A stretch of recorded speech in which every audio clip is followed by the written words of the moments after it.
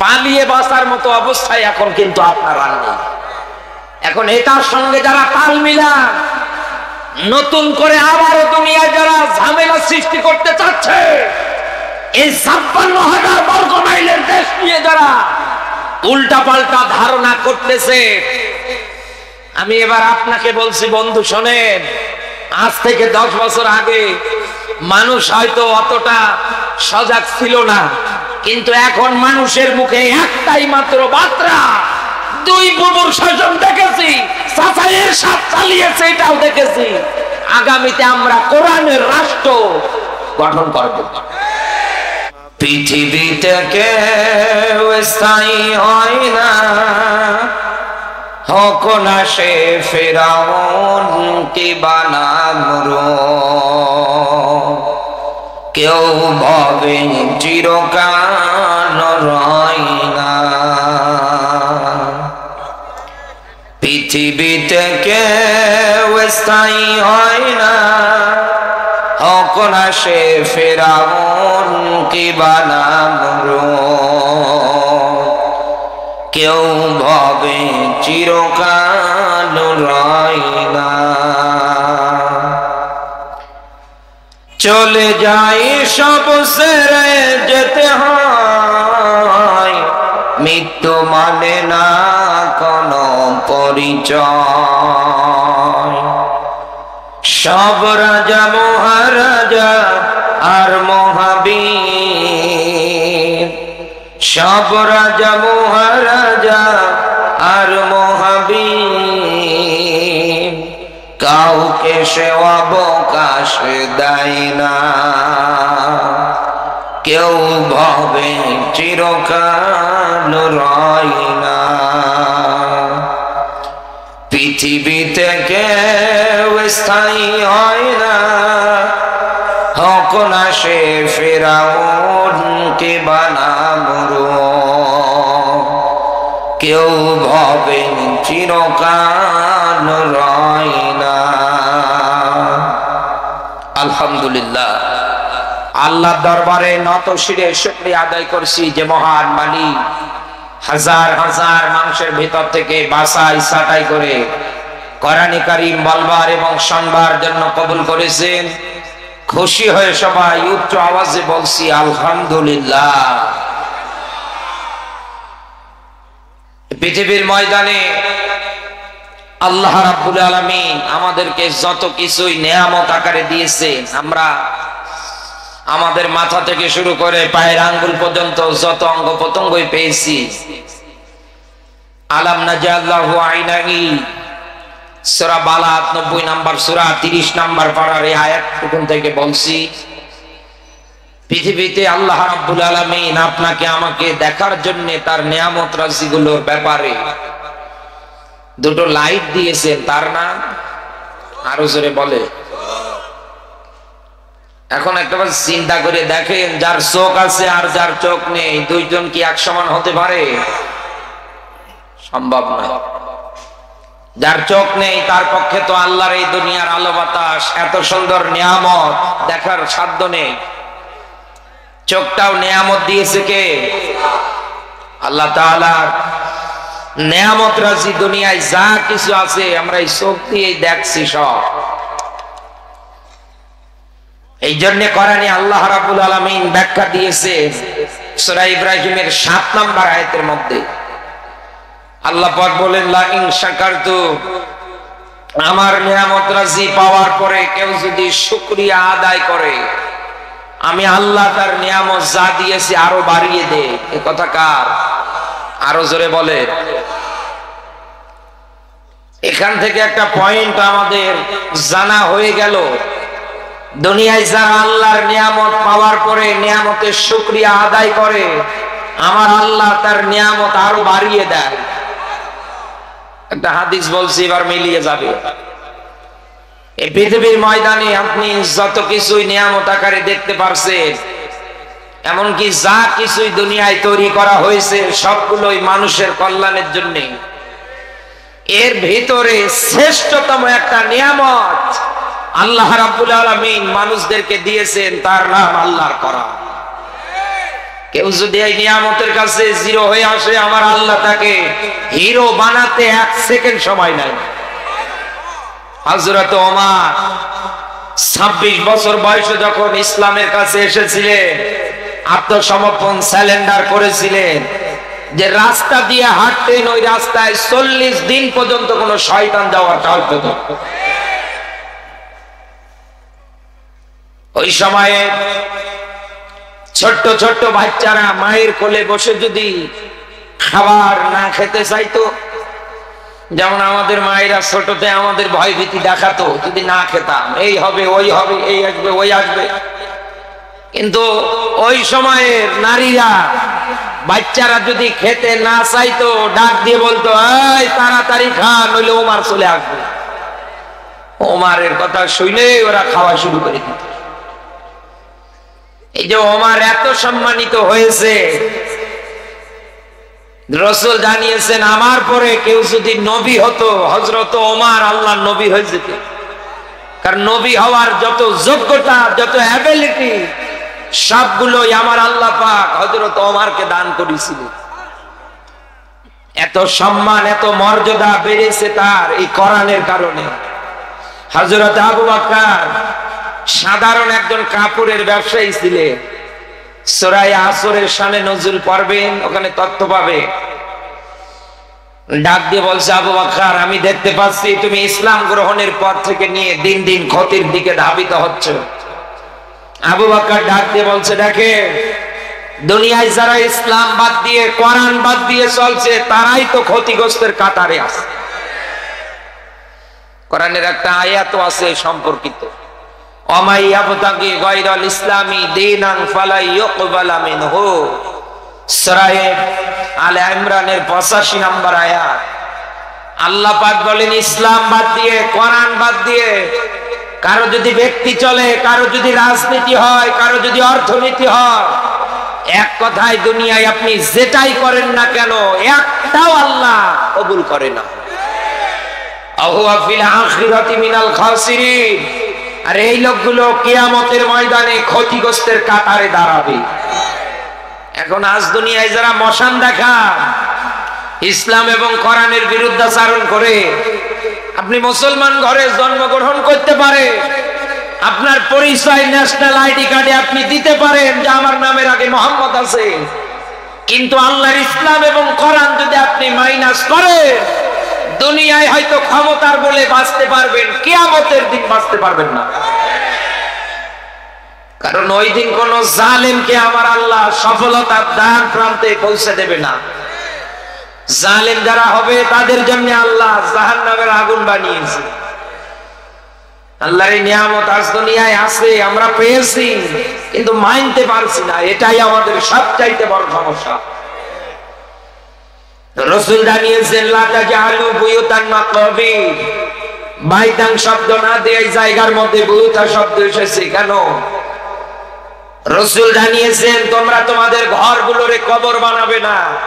কারণ যে ঘরে কোরআনের তিলাওয়াত হয় না, কোরআনের নিয়ম নীতি চলে না, ওটা ঘর না, ওটা উজাড় গৃহ, ওটা শয়তানের কারখানা।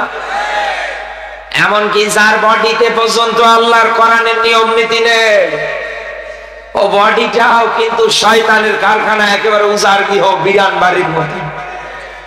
এই জন্য ডক্টর মোহাম্মদ শহীদুল্লাহ বলেছিলেন, আপনি ফিজিক্স, বায়োলজি, কেমিস্ট্রি যা কিছু আছে সব কিছুর জ্ঞান অর্জন করেছে, আল্লাহর কোরআনের জ্ঞান আপনি অর্জন করেন নাই। আপনার মতো বড় মূর্খ পণ্ডিত দুনিয়ায় আর একটাও নেই। এই জন্য বাস্তবতার আলোকে বলছি, এই পৃথিবীর ময়দানে যেহেতু আমরা এই হাদিসের মাধ্যমে জানলাম, যেখানে কোরআনের তিলাওয়াত এবং নিয়ম নীতি হয় না, ওটা উজাড় গৃহ, ওটা শয়তানের ঘরের মতো। এখন এই মহেশপুরের মানুষ ঘর বলতে কি বুঝেছে? শুধু কি থাকার ঘর? সমাজ জীবন একটা ঘর, রাজনৈতিক জীবন একটা ঘর, অর্থনৈতিক জীবন একটা ঘর। একটা মানুষের জন্ম থেকে শুরু করে মরা রাত পর্যন্ত যতগুলো জায়গা, যতগুলো সেক্টর ধাপে ধাপে পার করতে হয়, সব জায়গার মধ্যে আল্লাহর কোরআন ব্যতীত মানব রচিত কোনো আইন নিয়ম নীতি চলবে না। আনি আবুদুল্লাহ ওয়াজতানিবুত তাগুত। দুনিয়ার ময়দানে একমাত্র ইবাদত হবে কার? শয়তানের তন্ত্র মন্ত্র যা কিছু আছে সব বরবাদ করা লাগবে, মাইনাস করা লাগবে। আজ কত মুসলমান মায়ের সন্তানেরা এই আয়াতের সঙ্গে একমত না, এই জন্য এদের বুড়ো বয়সেও জবান দিয়ে বের হয় কোরআনের সঙ্গে রাজনীতির কোনো সম্পর্ক নেই। বেটার এক পা কবরে, কবে যে মারা যাবে নিজেও জানে না। আর ও এসে এখন সামনে একাধারে এই কথাগুলো বলছে। বিশ্বাস করেন বন্ধু, আমি আপনাকে বলছি, আল্লাহ তাআলার সূরা মাইদার 44 নাম্বার আয়াতের মধ্যে আল্লাহ একটা আয়াত দিয়েছে। এই আয়াতটাই আল্লাহ ঘুরে ফিরে 3 জায়গায় ব্যবহার করেছে। জালিমুন, ফাসিকুন, কাফিরুন। কারা?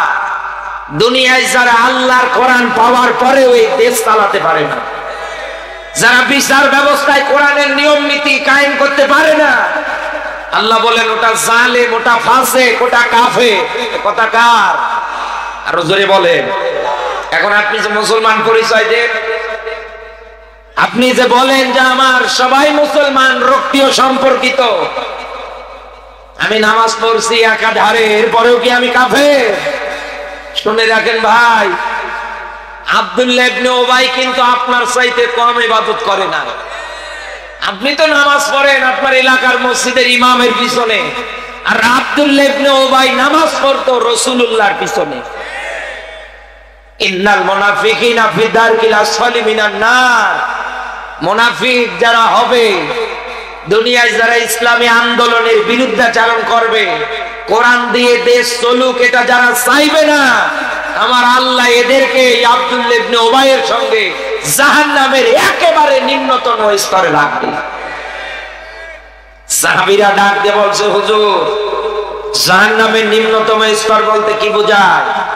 নবীজি ডাক দিয়ে বলছেন, সাহাবীরা জাহান্নামের উপরি ভাগ থেকে একটা পাথর যদি জাহান্নামের নিম্ন দেশের জন্য ফালিয়ে দেওয়া হয়, এই পাথরটাই জাহান্নামের নিম্ন দেশে পৌঁছাতে 70 বছর কাল সময় লাগবে, আর ওই জায়গায় জায়গা হবে এই মুনাফিকদের।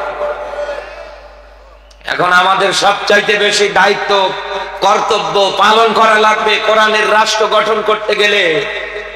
সূরা তাওবার 80, 84 এই 2টা আয়াত আমাদের বাস্তবায়ন করা লাগবে, এই জমিনের ময়দানে কায়েম করা লাগবে।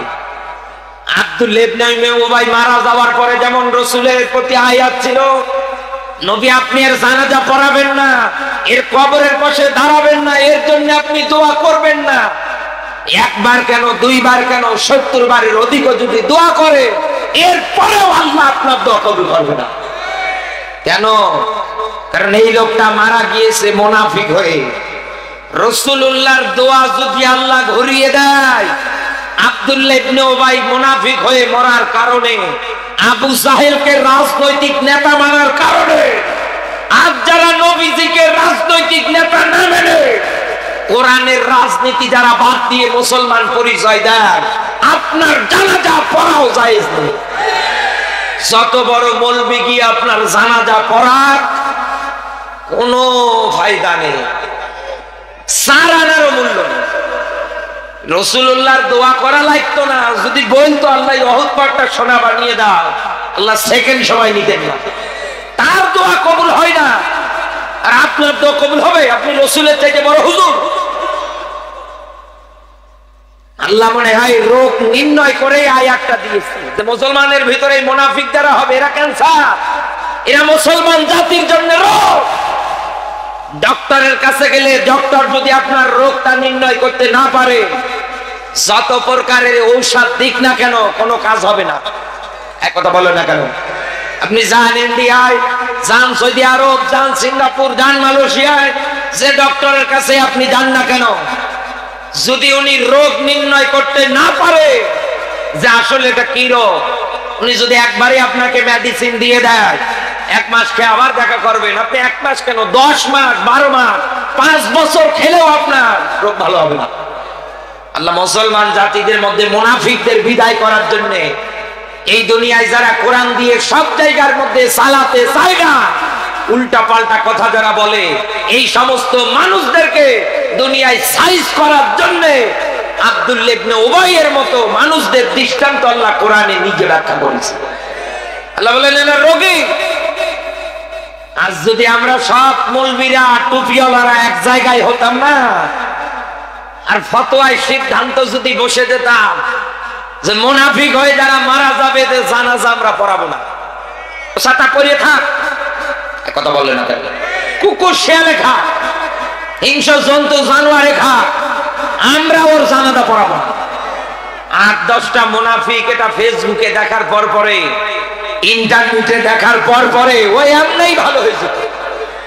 কিন্তু আমাদের ভিতরে কিছু সলসুলা মৌলী আছে, 500 টাকার নোট নিয়ে সিনেমা হল উদ্ভাবন করবেন, মহেশপুরে গিয়ে ডাক দিয়ে বলবেন ভাই একটু দোয়া করেন তো। উনি দোয়া করেছে, আল্লাহ এটা কিয়ামত পর্যন্ত চালু রাখো। আছে না? আছে না? অনেক মানুষ আছে। হিসাব করে দেখেন, আল্লাহ বললেন আমার এই কোরআন আমি নেয়ামত আকারে দিলাম, শুকরিয়া যত আদায় হবে, শুকরিয়ার ক্ষেত্রে এটা সব জায়গায় আপনাকে প্রতিষ্ঠা করা লাগবে। রাসূল মার খেয়েছেন বদরে, উহুদে, কথা বলেন না, তায়েফে সিজদায় গেলে মরা উঠে নারী ভুঁড়ি নিয়ে চাপিয়ে দিত। এই রাসূল এত জুলুম নির্যাতন সহ্য করার পরে হাতে কোরআন নিয়ে বলেছিলেন খয়রুল কুরুনি করনি, আমার যুগটাই হচ্ছে সর্বশ্রেষ্ঠ যুগ। আমরাও তো এটা দেখতে চাই, এটাই তো আমাদের স্বপ্ন। কোথায় আপনি মুসলমানের সন্তান এসে এক প্ল্যাটফর্মে আসবেন, তা আপনি আবার বলেন এগুলোর সঙ্গে সম্পর্ক নেই। আজহারি ভাই 4 বছর দেশের বাইরে ছিল, একদিনেও তো তাকে নিয়ে আপনি একটা সম্মেলনে বক্তৃতা দিতে পারলেন না, যে বৈধ দেশের বৈধ নাগরিক হওয়ার পরে কোরআনের কথা বলার কারণে কেন আজহারিকে 4 বছর দেশ থেকে দূরে রাখা হলো? কেন তাকে দেশে থাকতে দেওয়া হবে না? আপনার মতো ফখরুল সাহেব একদিন ওই জবান দিয়ে কথাটা বলে না, আর এখন আপনি এসে বলছেন যে এই ওই ওই। তার মানে আপনি জাতে মাতাল হলেও তাহলে ঠিক আছে, এক কথা বলেন না কেন? আল্লাহ এদেরকে যেন হেদায়েত দান করে, বলেন আমিন। এই আয়াতের পরক্ষণে আল্লাহ এই মানুষদের মনে হয় ইন্ডিকেট করেই ব্যাখ্যা দিয়েছে। আল্লাহ বলেন আমার নিয়ামত পাওয়ার পরে যারা শুকরিয়া আদায় করে না, আমি আল্লাহ রাব্বুল আলামিন তাদের জন্য রেখেছি শাস্তি, আযাব। সূরা তাহার 124 নম্বর আয়াতে বাংলা আল্লাহ পাক বলেন মাই শাতান দঙ্কা, দুনিয়ার জীবনটা তাদের জন্য আটো সাটো হবে। এখানে উস্তাদ যারা বসে আছেন, আলেম যারা বসে আছেন, জিজ্ঞাসা করে দঙ্কা সংকীর্ণময় বলতে বোঝানো হয়েছে কবরকে। একটা মানুষ যখন দুনিয়ার থেকে বিদায় নিয়ে চলে যায়, ও যদি পাপী হয়, ইসলাম বিদ্বেষী হয়, কবরের মাটি ওকে চেপে ধরবে। ডান পাজরের হাড় ভেঙে বাম পাজরে ঢুকবে, বাম পাজরের হাড় ভেঙে ডান পাজরে ঢুকবে। কবরটা তার জন্য দঙ্কা সংকীর্ণময় হবে। কিন্তু দুনিয়ায় আপনি তার জীবনের ক্ষেত্রে যেটা দেখবে, লক্ষ লক্ষ টাকার মালিক হতে পারে, চা খাবে তাও 1 কাপ চিনি ছাড়া। নিজের মেয়েটা পরকীয়ায় এত পরিমাণে আসক্ত, এত বিচার হচ্ছে মেয়ের, এত পরিমাণে বিচার হচ্ছে ছেলে গাঁজা খায়, ফেন্সিডিল খায়, ইয়াবা খায়, কথা বলে না কেন? বেচারার ঘরের বউটা ওনার কথা শুনে না, কি করবে? এত বিচার, এত কিছু, শেষ পর্যন্ত মানুষের সামনে মুখ দেখাতে লজ্জা বোধ করার কারণে বন্দুকের নল মাথায় ঠেকিয়ে দুনিয়ার থেকে বিদায়। অথচ আল্লাহর কোরআন দুনিয়ায় আল্লাহ নিয়ামত আকারে আমাদের দিয়েছে, এগুলোর জন্য না। আল্লাহ তো সাধারণ ভয় ভীতি দেখিয়েছে আপনাকে, এবং কিয়ামতে আপনি অন্ধ হয়ে উঠবেন। এই যে ব্যাখ্যাগুলো আছে একাধারে মিলিয়ে দেখেন, দুনিয়ায় অনেক মানুষের জীবনের সঙ্গে মিলে যায়। এই মানুষগুলোই যখন এই মহেশপুরে মারা যায়, কত মানুষকে দেখবেন ওনার লাশের পাশে গিয়ে বসে বসে কোরআন পড়তে। এক কথা বললেন না কেন? যারা কোরআন দিয়ে দেশ চালাতে রাজি না, কোরআন দিয়ে সমাজ গঠন করতে রাজি না, সব জায়গার মধ্যে কোরআনের নিয়ম নীতি চলুক, এটাতে যারা বাধা দেয়, এই সমস্ত জানোয়ারেরা, ওই পোকারা, সার পোকারা মারা গেলে লাশের পাশে বসে বসে গিয়ে আপনি কোরআন পড়েন, আপনি পেয়েছেন কোথায়? আল্লাহ পাক বলেন হুদাল লিন্নাস, হুদা বলতে আসমানি কিতাব কোরআনকে বোঝানো হয়েছে। আল্লামা সৈয়দ রহমাতুল্লাহ আলাইহি 55টার অধিক নাম ব্যাখ্যা করেছেন কোরআনে। এর ভিতরে এই জায়গায় আল্লাহ যেটা ব্যবহার করেছেন সেটা হচ্ছে হুদা। কোন জায়গায় দেখবেন নূর, কোন জায়গায় দেখবেন শেফা, কোন জায়গায় দেখবেন জিকির। বলেন না আল্লাহু আকবার। আল্লাহ পাক বলেন আমার এই হুদা আমি দিয়েছি লিন্নাস। বালাগাত মান্তিকের কায়দা 13টা নিয়ম নীতি মেনটেন হয় এই লাম শব্দ ব্যবহার করার ক্ষেত্রে। এর ভিতরে এই লাম শব্দ শুধু ব্যবহার হয় জিন্দা মানুষদের জন্য। আল্লাহুম ইয়াতাফাক্কারুন, জিন্দা মানুষদের জন্য। এই জন্যই কোরআনের এই ব্যাখ্যাটা ব্যবহৃত। কারণ একটা মানুষ যখন মারা যায় সে আর কোনোভাবেই কোনো বিষয় চিন্তা ভাবনা করার ক্ষমতা রাখে না। তার হাত কাজ করে না, তার মাথা কাজ করে না, তার শরীরের অঙ্গ প্রত্যঙ্গ একটাও কাজ করবে না। এনাকে আপনি যতই ডাকেন, যতই কথা বলে না, উনি আপনার একটা কথা শ্রবণ করতে পারবে না, আপনার কথা শোনার পরে জবাব দিতে পারবে। এক কথা বলে না কেন? কিন্তু একটা মানুষ জীবিত থাকতে আপনি ওনাকে একটা কটু কথা বলে দেখেন, যদিও আপনার এলাকায় আপনি বলেছেন, কোনদিন ওনার এলাকায় গেলে আপনাকে বাটাম ফাটাবো। আল্লাহ তাআলা বলেন আমি কোরআন তো দিয়েছি জিন্দা মানুষদের জন্য, আর স্পষ্ট করে কোরআন নাযিল করেছি যাতে করে মানুষ এই ব্যাখ্যাগুলো শোনার পর পরে দুনিয়ায় চিন্তা ভাবনা আনতে পারে। আমার ব্যক্তি জীবনে কোরআন আছে কিনা, সমাজ জীবনে আছে কিনা, হুজুর যা বলছে কোরআন হাদিসের আলোকে আমি ওই কাতারের লোক কিনা, একটা মাত্র চিন্তা ভাবনা না দরকার। কিন্তু আমাদের কোনো চিন্তাই নেই। এক লোক রেল লাইনের ওই দুই ধারে প্লাগ নামিয়ে দেয়, ওখানে কাজ করে, ওর ডিউটি ওখানে। এক লোক সেজে গুজে এসে ডাক দিয়ে বলছে ওগো ট্রেন আসবে কখন? বলছে এই তো ট্রেন টাইমে যায় 2 ঘন্টা পর পর। তার মানে এখন 9টা বাজে, 11টায় আসবে একটা, 11টার পর গেলে এরপরে 1টায় আসবে একটা। উনি সব শিডিউল বলে দেওয়ার পরে ডাক দিয়ে বলছে ওগো তুমি যাবে কই? বলছে কোথাও যাবো না, তোমার এই রেল লাইনটা ক্রস করবো তাই। বলছে বেটা ইয়ার কি মারো? বলছে ইয়ার কি না, আমি না বলছি যদি এগিয়ে যাই, ট্রেন যদি আমার এসে মেরে দেয় আমার জীবনটা অকালে শেষ হবে না। এজন্য আমি এখানে দাঁড়িয়ে একটু চিন্তা ভাবনা করলাম যে জিজ্ঞেস করেই পার হই কখন ট্রেন আসবে। রেল লাইন পার হবে তাই ওনার চিন্তা, আর আপনার পুরো জীবনটাই চলছে চিন্তা ছাড়া। এক কথা বলে না কেন? হিসাব মেলান তো বন্ধু। আল্লাহর কোরআন তো এসেছে আপনার ভিতরে চিন্তা, টেন্ডেন্সি, ভয় ভীতি তৈরি করার জন্য। লিতুখরিজান নাসা মিনাজ যুলুমাতি ইলান নূর। এবং এই কোরআন তো এসেছে আপনাকে আমাকে অন্ধকার আচ্ছন্ন পথ থেকে আলোর পথের রাস্তা দেখানোর জন্য। জুলুমাতের অর্থ এসেছে 2টা। 1 নম্বরে জুলুমাত এর অর্থ আমি যেটা পেয়েছি, আপনি আমি সবাই আল্লাহর বান্দা। মাথা যদি নত করতে হয় করা লাগবে কার কাছে? কেউ জবান বন্ধ রাখবেন না, বলেন তো কার কাছে? ওয়াসজুদ ওয়াক্তারি। আল্লাহ বলেন আমার নিকটবর্তী কেউ যদি হতে চায় যেন আমি আল্লাহকে সিজদা দেয়। আজকে 90% মুসলমানের দেশে টাকা, কত মানুষ আছে আল্লাহকে সিজদা না দিয়ে বিভিন্ন মাজারে গিয়ে সিজদা দিচ্ছে। টাকা প্রয়োজন জিন্দা মানুষের, হাত নেই পা নেই তার, আর ইনি টাকার বান্ডিল নিয়ে গিয়ে মাজারে মরা বাবারে দিয়ে আসে। কে বোঝাবে? সূরা নিসার 48 এবং 116 নম্বর আয়াতে আল্লাহর ব্যাখ্যা। দুনিয়ায় যারা আল্লাহর সমকক্ষ অংশীদার সাব্যস্ত তথা শিরিক দুনিয়ায় যারা করে, আল্লাহ পাক বলেন এই রকম গুনাহ আমি আল্লাহ মাফ করি না। এটা বাদ দিয়ে অন্যান্য গুনাহ আমি আল্লাহ মাফ করে দেই। সূরা মাইদার 72 নম্বর আয়াতে আল্লাহ ব্যাখ্যা দিয়েছে, আল্লাহ বলেন এদের জন্য আমি আল্লাহ আমার বানানো জান্নাতটাই হারাম করে দিয়েছি। আল্লাহ যদি জীবনের অপরাধ মাফ না করে, এত কবিরা গুনাহ। আল্লাহ যদি মাফ না করে, আল্লাহ যদি বানানো জান্নাতটা হারাম করে দেয়, যে আগলা বাবা আজকে আপনাকে বলতেছে যে কোনো চিন্তা নেই, কিয়ামতে আমি জাহাজ নিয়ে আসবো, আমার জাহাজে উঠবি আর জান্নাতে যাবি। ও তো এক পাগল, আর আপনি ওর কথা শুনে বসে ওখানে থাকতেছেন, সেজদা দিচ্ছেন, আপনি আরো বড় পাগল। কারণ কিয়ামতের ময়দান হবে তামা, উপরে থাকবে সূর্য, তাপ দেবে, তামা গরম হবে না ঠান্ডা হবে? আরো জোরে বলে।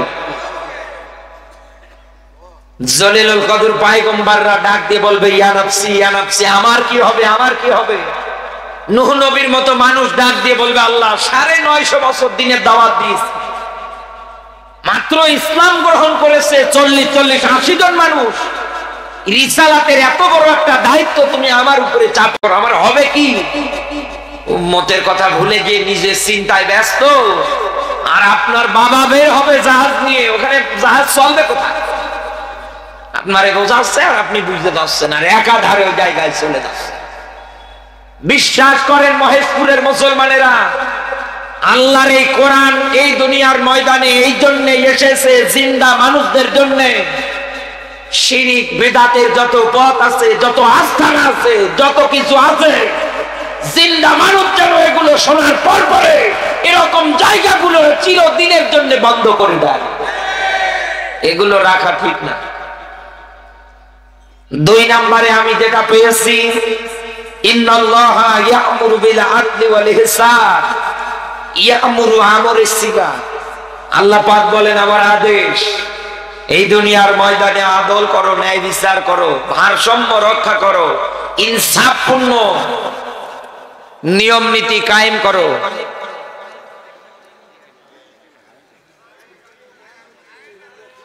কারেন্ট গেছে, ওই যে ওই লাইন আছে যে, হ্যাঁ লাইন তো ওইটা আছে।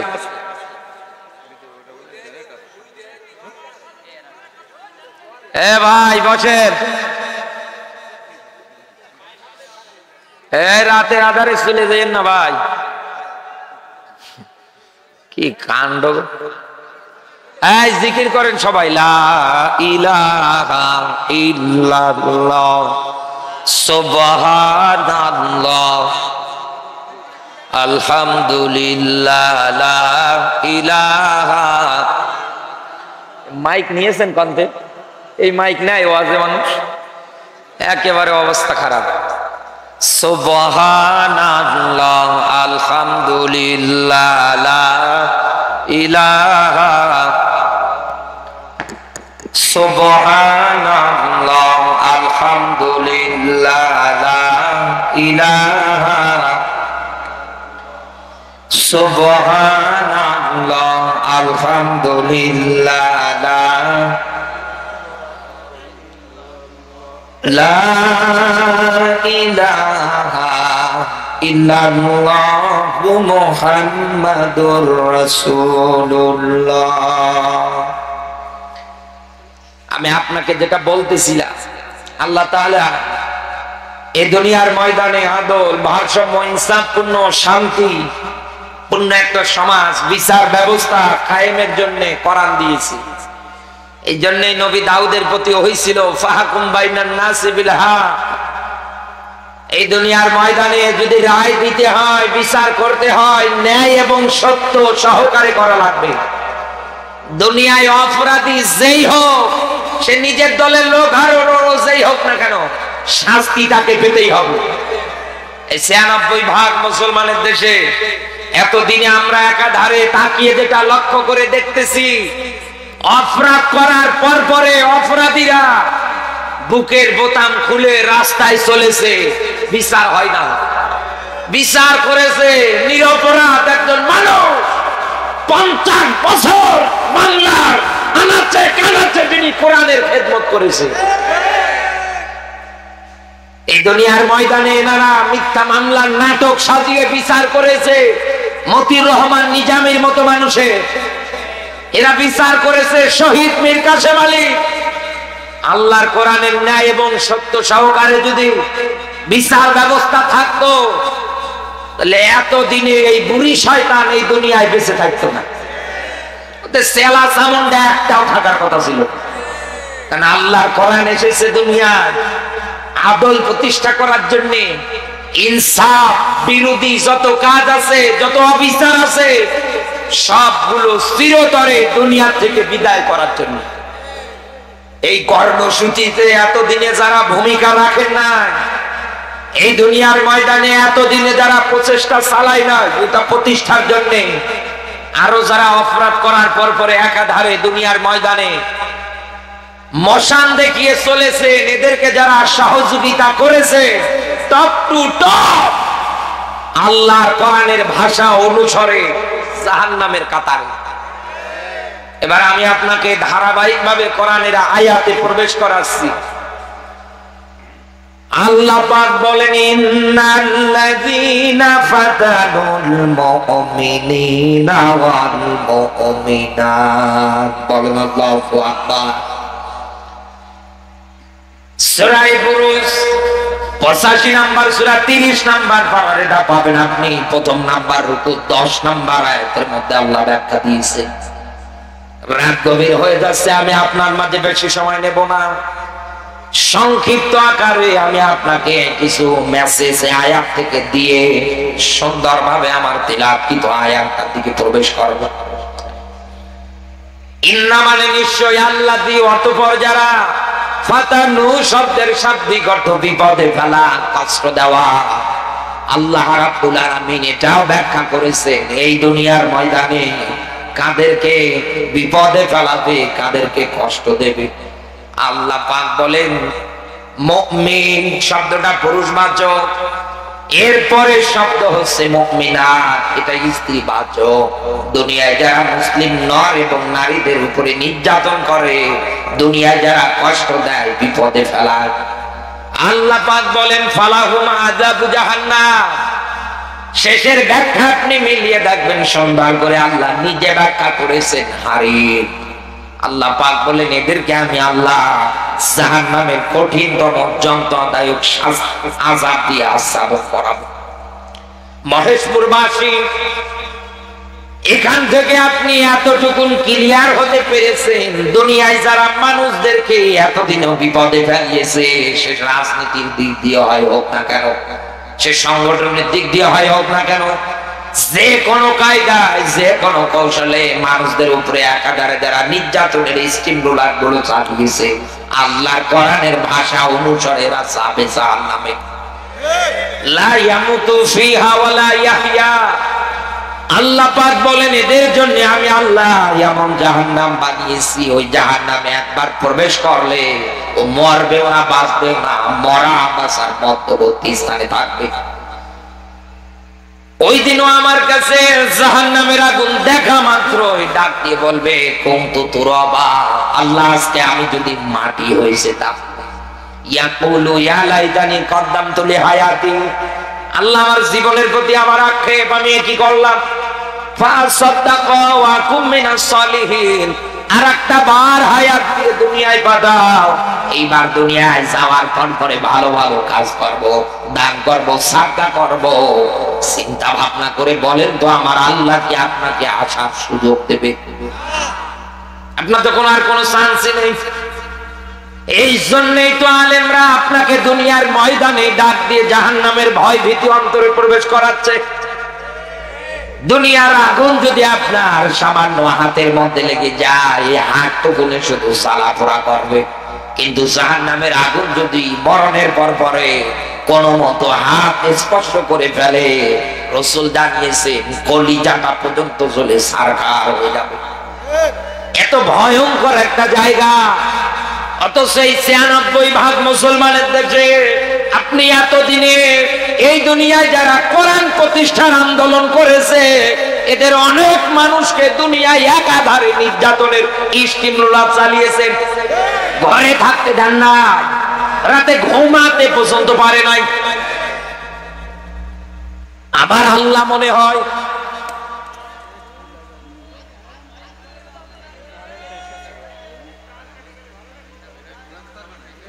কি করব বলে, কি করে?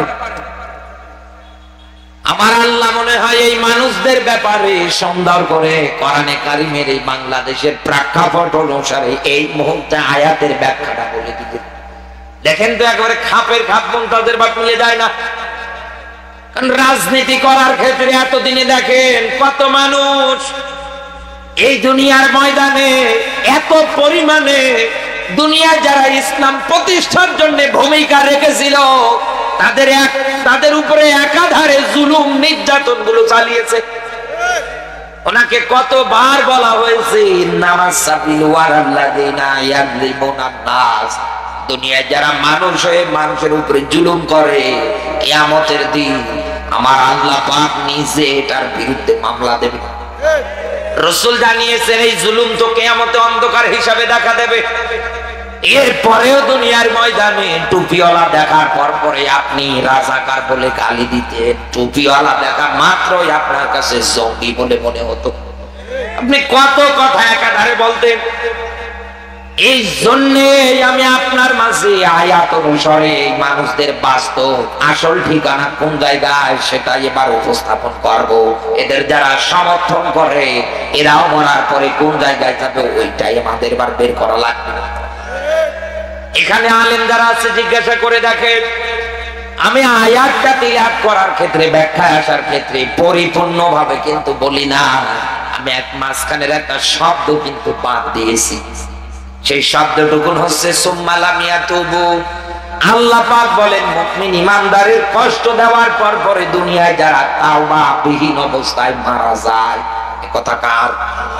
কেন দিলেন তাওবার কথা? কেন এই জায়গার মধ্যে আল্লাহ সুম্মা লাম ইয়াতুবু এই শব্দটা দিলেন? আল্লাহ তো ডাইরেক্ট যেমন দিয়েছে ওটাই তো ভালো ছিল। যারা কষ্ট দেবে, বিপদে ফেলাবে, ওরা জাহান্নামে যাবে। কিন্তু এই জায়গার মধ্যে আল্লাহ কেন তাওবার ব্যাপারে ব্যাখ্যা দিলেন? এখানে কারণ আছে না নেই? আরো জোরে বলেন।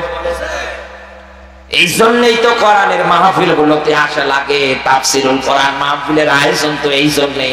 আলেম ওলামারা সবাই মিলে, গ্রামের লোকজন, যুব সমাজ মিলে মানুষদের মাঝে সুন্দর করে একটা অনুষ্ঠানের ব্যাপারে আপনাকে এতদিন প্রচারণা চালিয়ে আসতে বলে। কারণ পৃথিবীর ময়দানে কোরআন গবেষণা করার মতো একটা কিতাব। আল্লাহ নিজেও ডাক দিয়ে ইন্ডিকেট করে বলেছে নাফালা ইয়াতাদাব্বারুনাল কোরআন। কি হলো তোমাদের, কেন তোমরা কোরআন নিয়ে গবেষণা করো না? আম আলা কুলুবিন আকফালুহা, নাকি তোমাদের অন্তঃকরণে তালা ধরেছে, মরিচা ধরেছে, জং ধরেছে? এবার আমাদের এই জায়গায় আয়াত অনুসারে বের করা লাগবে কেন আমার আল্লাহ এই জায়গায় তাওবার ব্যাখ্যাটা উঠালেন এই সব পাপী মানুষদের ব্যাপারে। এবার বলছি ভালো করে মেলান। এই দুনিয়ার ময়দানে অনেক মানুষ আছে বিপদে আর কষ্টে নির্যাতন একাধারে করার পরেও যখন তাকিয়ে দেখবে আমার দল তো এখন আর ক্ষমতায় নেই, আমার নেতৃত্ব এখন আর দেশে থাকতে পারে না, কোন জায়গার মধ্যে আমার দলের লোকজন পরিচয় দিতে পারে না, ও সঙ্গে সঙ্গে এই দুনিয়ার ময়দানে মানুষদের মাঝে গিয়ে বলবে তোমরা যদি এখন জামাত করো তো আমিও জামাত, তোমরা যদি বলো বিএমপি তো আমিও বিএমপি। কথা বলে না। এই জন্যই বুঝি থানা থেকে, কারাগার থেকে রিপোর্ট এসেছিল ইন্টারনেটের মধ্যে যে ব্যারিস্টার সুমন জায়নামাজ আর তাসবিহ ছাড়া কিছু বোঝে না। কারণ আল্লাহ এটাই বুঝিয়েছে দুনিয়ায় অনেক মানুষ আছে অপরাধ করার পরে যখন ও তাকিয়ে দেখবে ওর দলের একটা বিষয় চলছে না, ওর কোন নেতা নেত্রী দেশে থাকতে পারছে না, তখন এক জায়গার মধ্যে সুন্দর করে ডাক দিয়ে বলবে যে আমিও তোমাদের মতো ভালো হয়ে গেলাম, আমার দ্বারা কাজ হবে না। কিন্তু এই জায়গার মধ্যে মাপ চাওয়ার ক্ষেত্রে ব্যাখ্যা থেকে যায় দুইটা। কারণ পৃথিবীতে হকের আবার প্রকারভেদ আছে। এক নম্বরে হচ্ছে হকুল্লাহ, কার হক? আরো জোরে বলেন।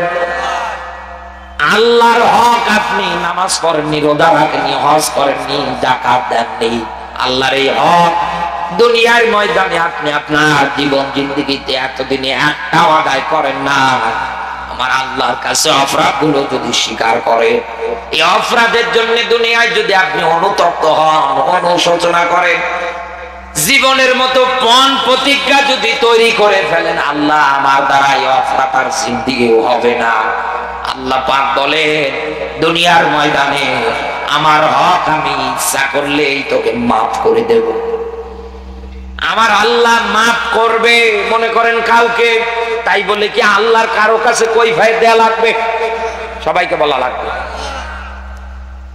আল্লাহ পাক বলেন ইয়াউমা লা তামলিকু নাফসুন লিনাফসিন শাইআ ওয়াল আমরু ইয়াউমা ইযিল লিল্লাহ।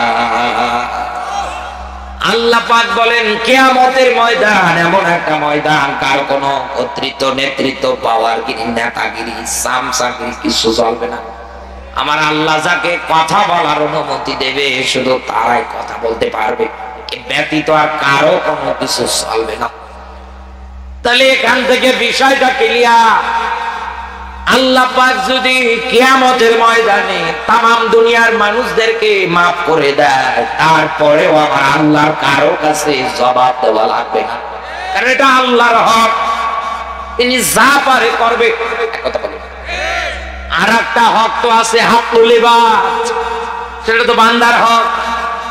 তার মানে দুনিয়ার ময়দানে আপনি রাজনীতি করতে, আপনি যে সংগঠন যে দলের মধ্যে ছিলেন, যে নেতার পিছনে স্লোগান দিয়েছেন, রায় দিয়েছেন, সমর্থন করেছেন, এতদিনে তার পিছনে আপনি দৌড়িয়েছেন, ওর হাতের দ্বারা জবানের দ্বারা এই দুনিয়ার ময়দানে ওর কলমের সাইনের দ্বারা অন্যায় ভাবে কোন মানুষ যদি 14 বছর জেলখানায় আটকিয়ে থাকে, এই লোকটা তো নিরপরাধ।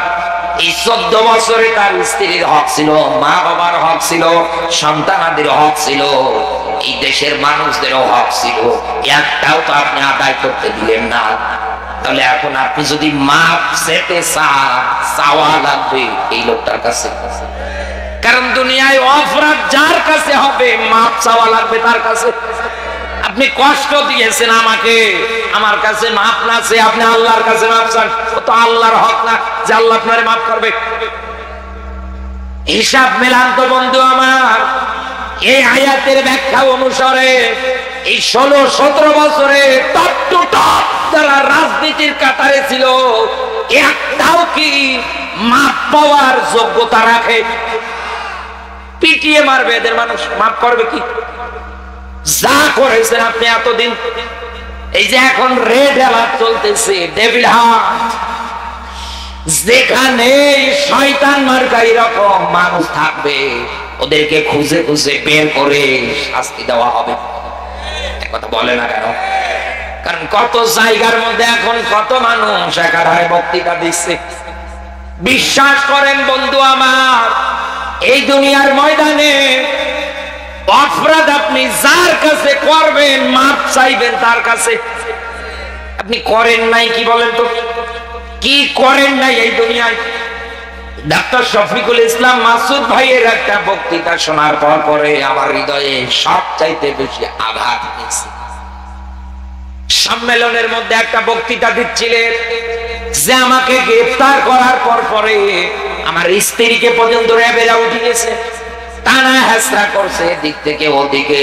আমার স্ত্রীর পেটে বাচ্চা ছিল, সহ্য করতে না পেরে এরকম পেরেশানি, সে যে তাড়াতাড়ি করে হাসপাতালে নিয়ে গিয়ে সিজার করা লাগছে।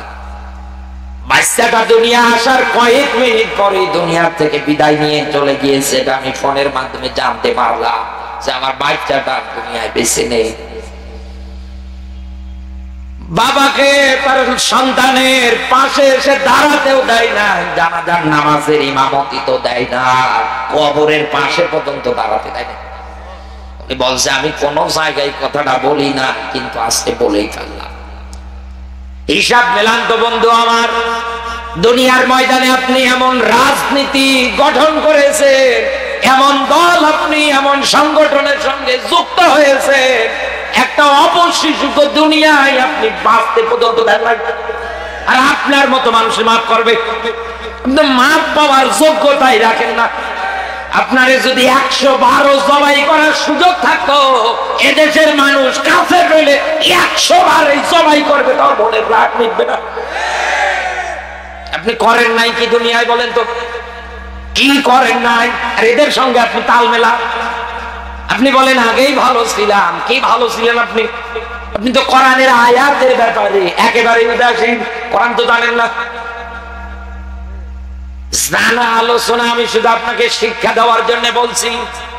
আসরের নামাজের পরে দুইজন ফেরেশতা পয়গম্বর লূত আলাইহিস সালাতু ওয়াস সালামের কাছে আসার পরে ডাক দিয়ে বলছে, পয়গম্বর এই জায়গা থেকে আপনার অনুসারী যারা আছে, আপনার উপরে যারা ঈমান এনেছে, তাদেরকে নিয়ে জায়গা থেকে আপনি ভেগে যান।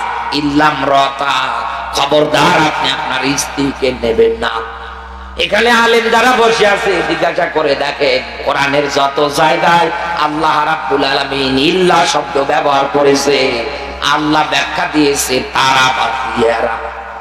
তার মানে যারা ঈমান এনেছে এদেরকে নিয়ে আপনি ভাগেন। এই জায়গা আগুনের প্রস্তর বৃষ্টি না দিলে হবে? লাগালে কি এরকম বলে হয় নাকি? ওয়াজ করব কি কোন কাটবে করোটা নিস কি বল?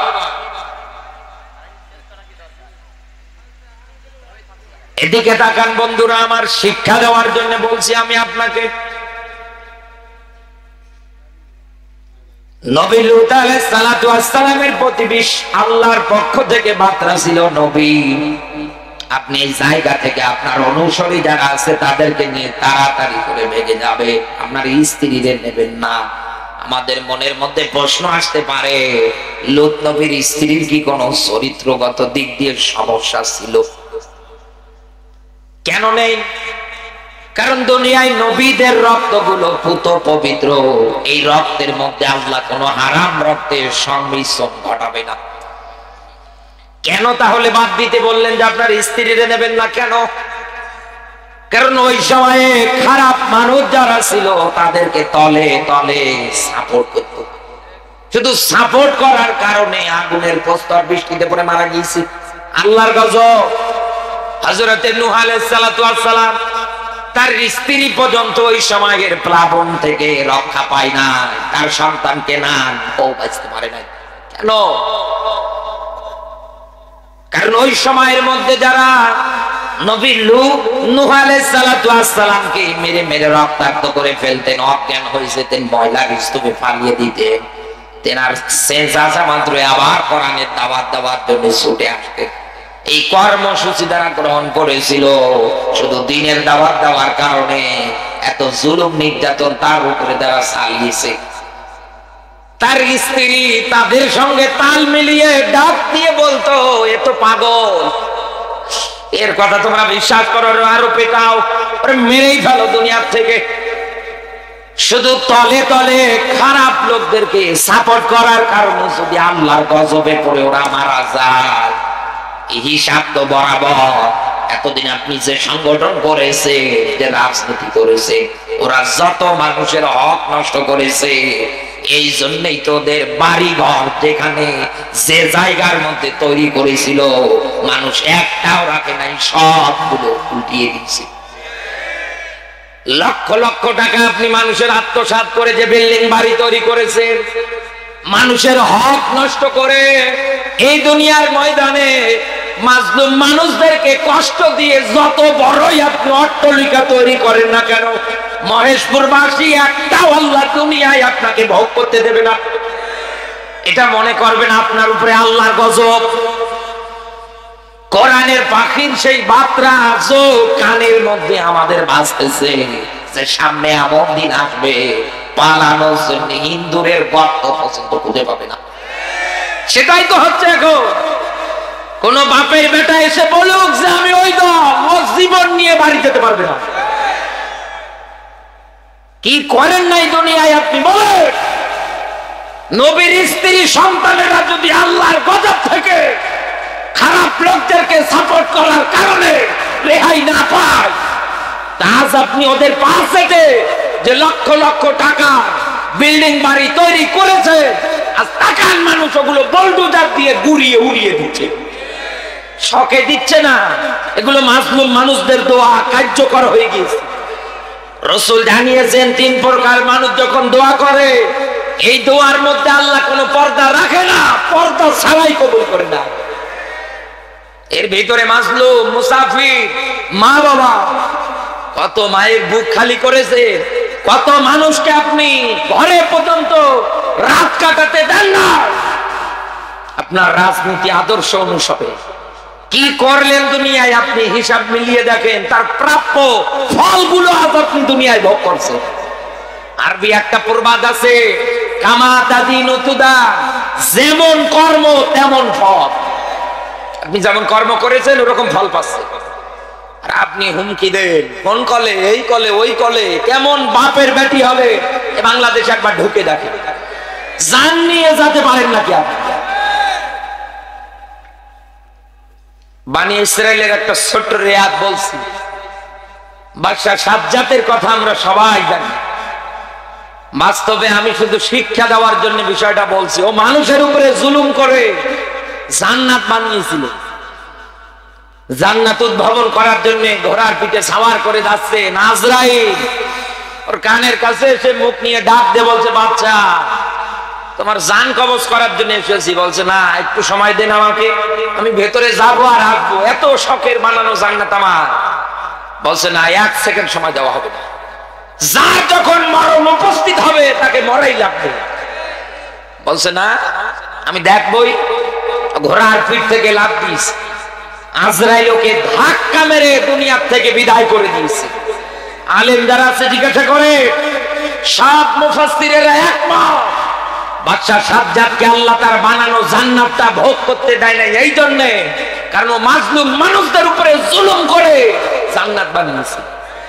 এই জন্য আজও মিলান ওই শব্দ অনুসারে আপনি অবৈধভাবে মানুষের উপরে জুলুম করে রাস্তার বিল পাস করিয়ে রাস্তা না বানিয়ে নিজের অ্যাকাউন্টে ঢুকিয়ে ঘর বানিয়েছে, বাড়ি বানিয়েছে, শেষে আপনার বাথরুমের প্যান্ট পর্যন্ত মানুষ খুলে নিয়ে যাচ্ছে। এটাই তো দুনিয়ার নিয়ম, এটাই তো দুনিয়ার নিয়ম।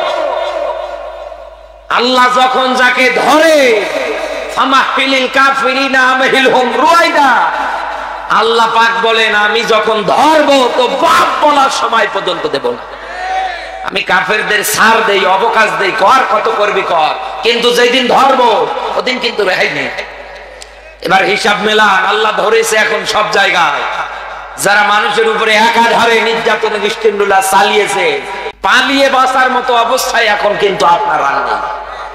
এখন এটার সঙ্গে যারা তাল মিলান, নতুন করে আবারও দুনিয়ায় যারা ঝামেলা সৃষ্টি করতে চাচ্ছে, এই 56,000 বর্গ মাইলের দেশ নিয়ে যারা উল্টা পাল্টা ধারণা করতেছে, আমি এবার আপনাকে বলছি বন্ধু শোনেন, আজ থেকে 10 বছর আগে মানুষ হয়তো অতটা সজাগ ছিল না, কিন্তু এখন মানুষের মুখে একটাই মাত্র বার্তা, 2 বুবুর শাসন দেখেছি, চাচাইয়ের সাথ চালিয়েছে এটাও দেখেছি। আগামীতে আমরা কোরআনের রাষ্ট্র গঠন করব। এই ভূমিকার মধ্যে সবাই চেষ্টা চালাচ্ছে এবং আমাদের আমির সাহেব যেখানেই যাচ্ছে ওই জায়গার মধ্যে লোকে লোকারণ হচ্ছে, জায়গা দেওয়ার হচ্ছে না। এটা ইসলামের গণজোয়ার। আপনি এটার যদি বিরুদ্ধাচরণ করেন,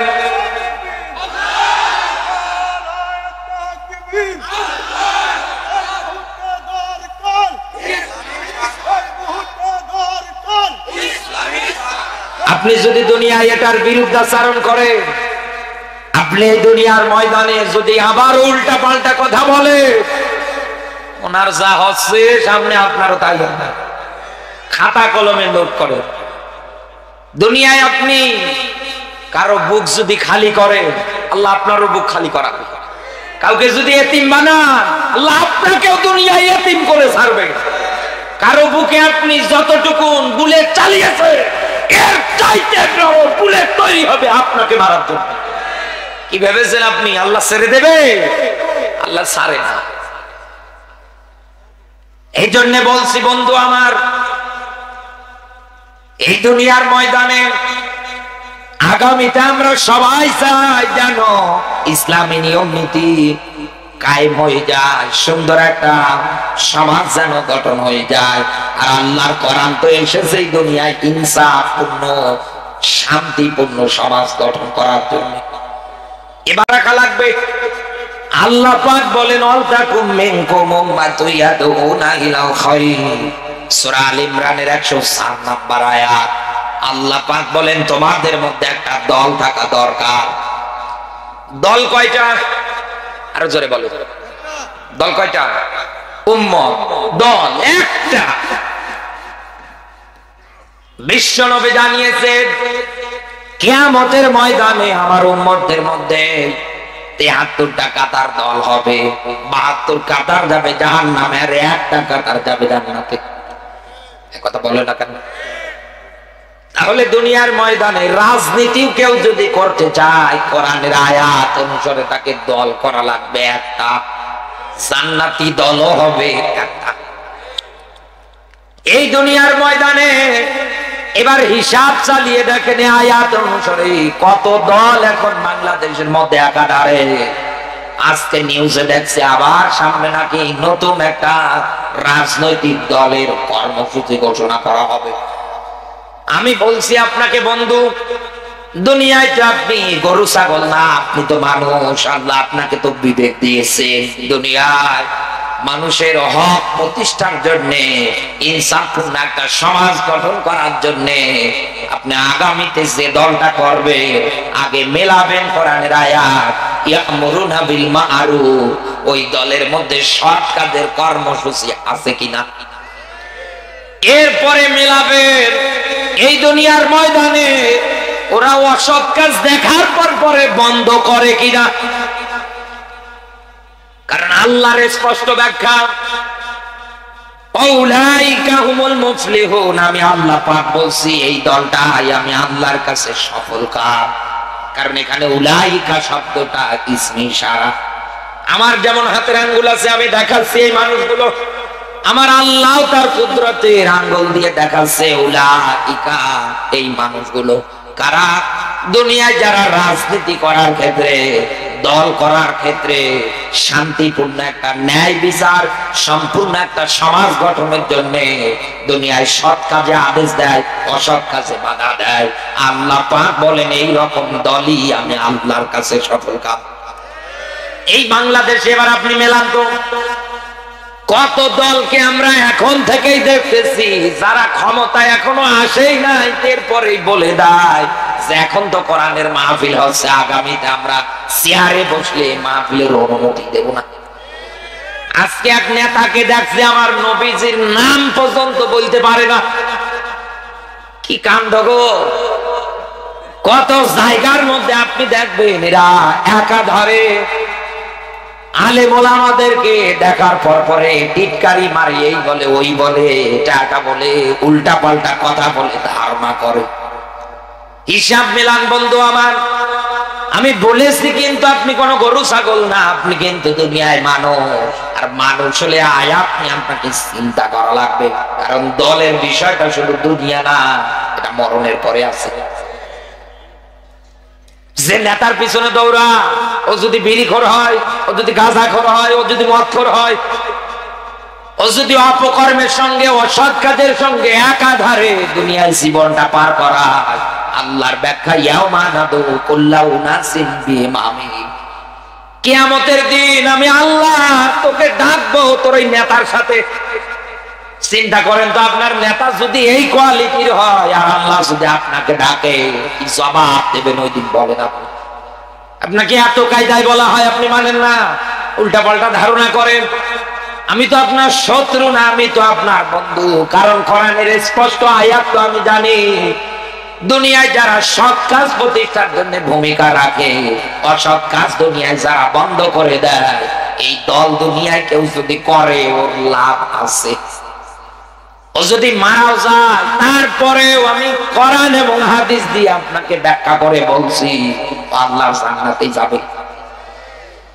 কারণ দুনিয়ায় যত অসৎ কাজ আছে আপনি বন্ধ যদি করতে চান, ইন্নামাল খামরু ওয়াল মাইসির আয়াত অনুসারে বলছি, মদ, জুয়া, মূর্তি, ভাস্কর্য, লটারি, এরকম যত কর্মসূচি আছে বাংলাদেশে, চিরতরে যদি দুনিয়ার থেকে আপনি বিদায় করে দিতে চান মহেশপুরবাসী, তাহলে যারা এটার পক্ষ নিয়ে নাচানাচি করছে আর আপনি তো এটা বিদায় করার জন্য চেষ্টা চালাচ্ছে, আপনি ওই জায়গায় গিয়ে ওদের হাতে মার খেয়ে শাহাদতের পেয়ালাও পান করতে পারেন।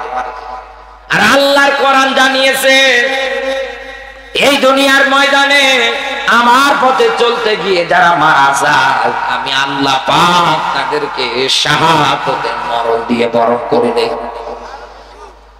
এই জন্য কোরআনে আল্লাহ ব্যাখ্যা দিয়েছেন, ওয়ালা তাকুলু খবরদার তোমরা ওই মানুষগুলোকে মৃত বলবে না যারা আমার পথে লড়াই করতে গিয়ে সংগ্রাম করতে গিয়ে নিহত হয়ে যায়। এরা মরে না, এরা আমি আল্লাহর কাছে জিন্দা থাকে। দুনিয়ার মানুষের পক্ষে চিন্তা ভাবনা উপলব্ধি করার মতো অ্যাবিলিটি থাকে না। ও সিনাই দাও সেবার মেলাম তো, যেই লোকটা দুনিয়ার ময়দানে দল করতে গিয়ে অসৎ কাজে বাধাগ্রস্ত দিতে গিয়ে তো যদি মারাও যায়, আল্লাহর কোরআন জানিয়েছে ও তো শাহাদত প্রাপ্ত। রাসূলের হাদিস, একটা ফোঁটা রক্ত জমিনে ধরার সঙ্গে সঙ্গে আমার আল্লাহ তার জীবনের অপরাধগুলো মাফ করে দেয়। কবরে মিজানে হাসরে ফুলসিরাতে কোন জায়গায় তার কোনো পেরেশানিতে পড়া লাগবে না, কারণ আল্লাহর স্পষ্ট ব্যাখ্যা তার জন্য।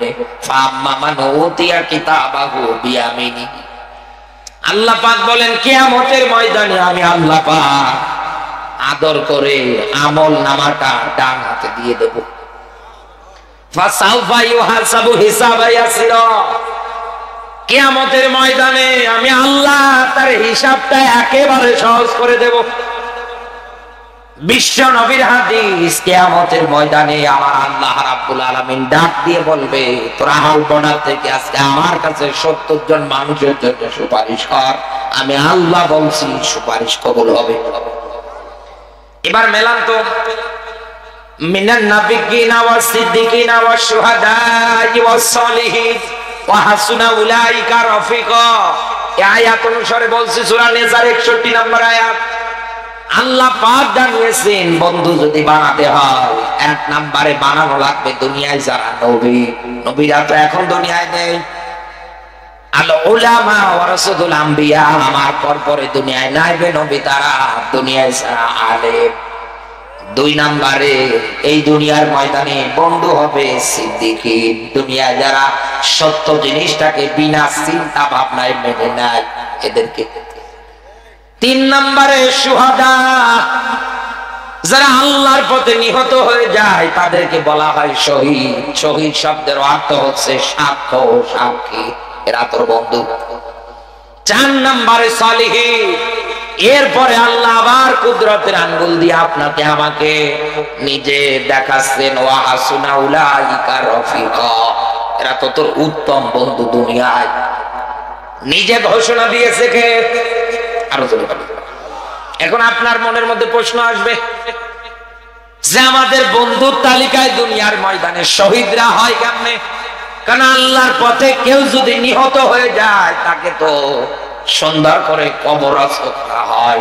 এনার তো আর আমি দেখা পাবো না দুনিয়ায়, এনার সঙ্গে তো আর আমার হাঁটা চলা হবে না, এনার সঙ্গে কোনো বাজারে আমি এক কাপ বসে চাও খেতে পারবো না। তো বন্ধু হলে তো বন্ধুর কাছে ফোন করা যায়, মোবাইল নাম্বার থাকে। তো আল্লাহর বান্দা তো কবরে, তাও আবার আমার বন্ধু, এনার সঙ্গে আমার কথাবার্তা তো আর হবে না কোনোদিনও। আমি যতই তার কবরের পাশে গিয়ে দাঁড়িয়ে কথা বলি না কেন, সে আমার একটা কথার জবাবও দিতে পারবে না।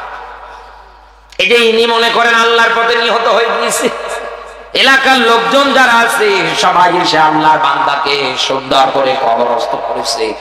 দর্শনা থেকে আলামিন ভাই আসার পরে বলছে আমার মহাব্বতের মানুষ, আল্লাহর কোরআনের আয়াত অনুসারে আমার বন্ধুর তালিকায় যাইতো না কবরের পাশে।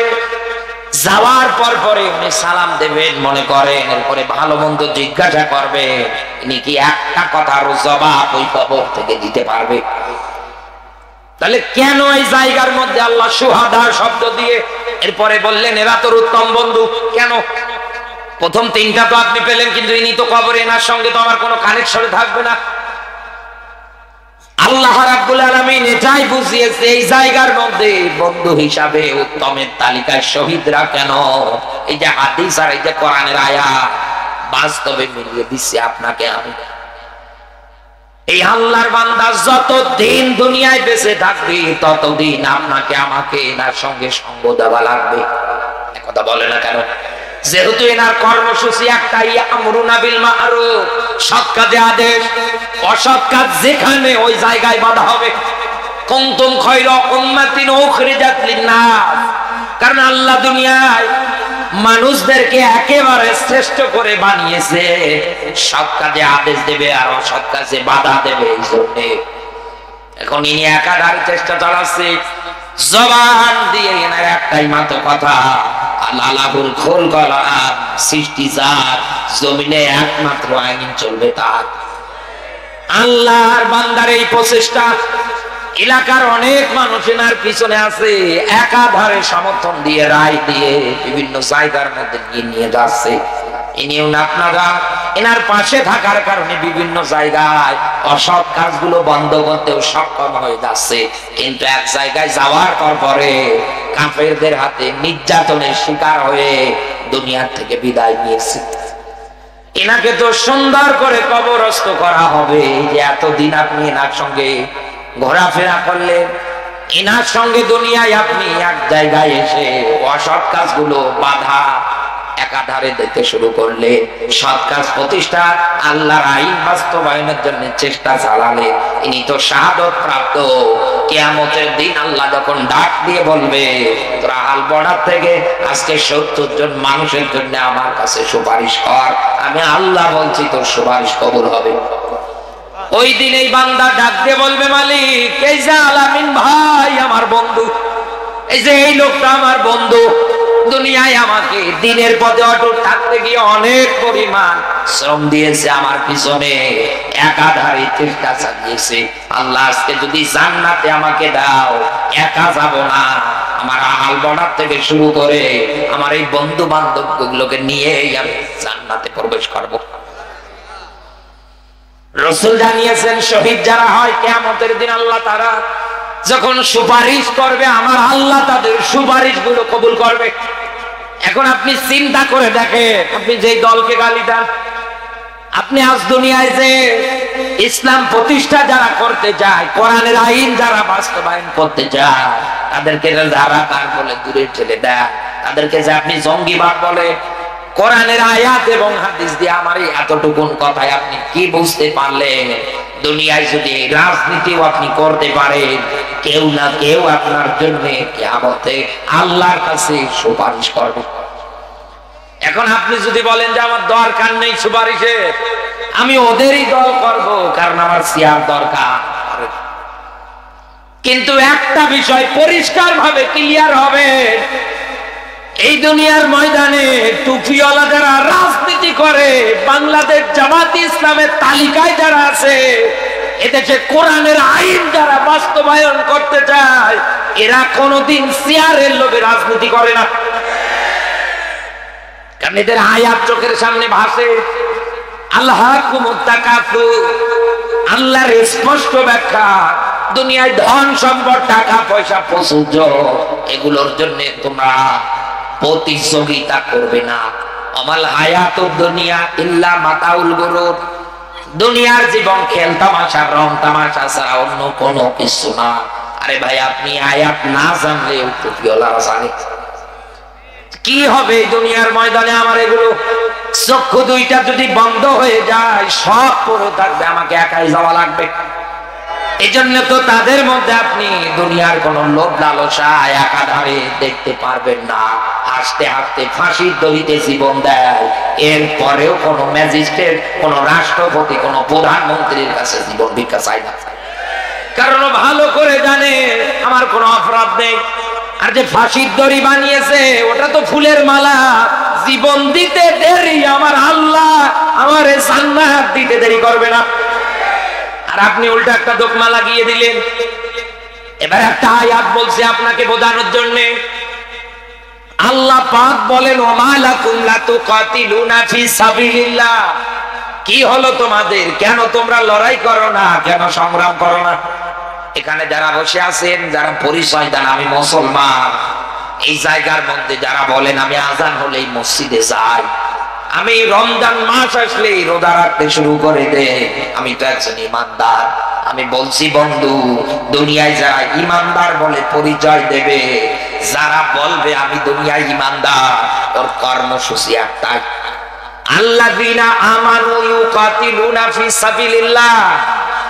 দুনিয়ায় যারা ইমানদার, অতঃপর তাদের দায়িত্ব কর্তব্য একটাই, তারা আল্লাহর পথে লড়াই করে, সংগ্রাম করে। এই মহেশপুরে তাকান, কত এরকম মাথায় টুপি মুখে দাড়ি, আল্লাহর পথে লড়াই সংগ্রামের কথা শুনলেই রাগ করে। ও কেমনে দুনিয়া ইমানদার আমার তো বুঝে আসে না। কিভাবে দাবি করেন বলেন তো? মসজিদে আজান হলে নামাজে যেমন যাওয়া যেমন ফরজ, রমজান মাস আসলে রোজাগুলো রাখা যেমন ফরজ, বউয়ের মহরানা আদায় করা যেমন ফরজ, সম্পদশালী হলে যাকাত দেয়া যেমন ফরজ, নিসাব পরিমাণ সম্পদের মালিক হলে জীবনে একবার হজ করা যেমন ফরজ, ঠিক তেমনি এই দুনিয়ায় ইসলামের পথে ইসলামী আন্দোলন করে কোরআন প্রতিষ্ঠা করা নামাজ রোজার মতো ফরজ। আপনি তো এগুলো মানেন না, এই দুনিয়ার ময়দানে আপনি তো এগুলো মানতে চান না। আপনি ওই যে আয়াত শুনেছেন, উদখুলু ফিস সিলমি কাফা, আল্লাহ বলেন ইসলামে যদি আসতে হয়, প্রবেশ যদি করতে হয়, পরিপূর্ণভাবে আসা লাগবে। পরিপূর্ণ বলতে আপনি এখনো দুনিয়ার ময়দানে ইসলামী আন্দোলনই মানেন না, তো আপনি পরিপূর্ণ ইমানদার ইসলামে আছেন কেমন করে? আমার তো বুঝে আসে না। কেমনে দাবি করেন আপনি বলেন তো? এই জন্য বলছি আপনাকে আমি, বন্ধু, এই দুনিয়ার ময়দানে আল্লাহ রাব্বুল আলামিন নিজে আপনাকে ডাক দিয়ে বলতেছে, কেন লড়াই করো না, কেন সংগ্রাম করো না? করো বিদ্যা ওয়াদোয়ায়। আবাল নারী পুরুষগুলো জালেমের জেলখানায় যাওয়ার পর পরে হাওমাও করে কাছে আর ডাক দিয়ে বলছে, রব্বানা আখরিজনা মিন হাযিহিল ক্বরিয়াতিজ যালিমি আহলুহা। রব্বানা, হে আমাদের রব। এখানে কোরা করিয়া শাব্দিক অর্থ হচ্ছে গ্রাম, জনপদ, শহর। আল্লাহর কাছে ডাক দিয়ে বলে, মালিক, এই জনপদের মানুষগুলো জালেম, আল্লাহ তোমার পক্ষ থেকে একজন বন্ধু পাঠাও, একজন সাহায্যকারী পাঠাও, যিনি আসার পর পরে আমাদেরকে এখান থেকে বাঁচাবে। তাহলে এখান থেকে একটা মাত্র পয়েন্ট আমি আপনাকে বোঝাতে চাচ্ছি, দুনিয়ায় যারা ইসলাম এবং নিয়ম নীতি মেনে কোরআন প্রতিষ্ঠার জন্য চেষ্টা চালায়, এই দুনিয়ার ময়দানে চেয়ারের লোভে না, এরা মাজলুম মানুষদের অধিকার আদায়ের জন্য চেষ্টা চালায়। আর আপনি তাদেরকে নিয়ে কত ধরনের কথাবার্তা বলেন।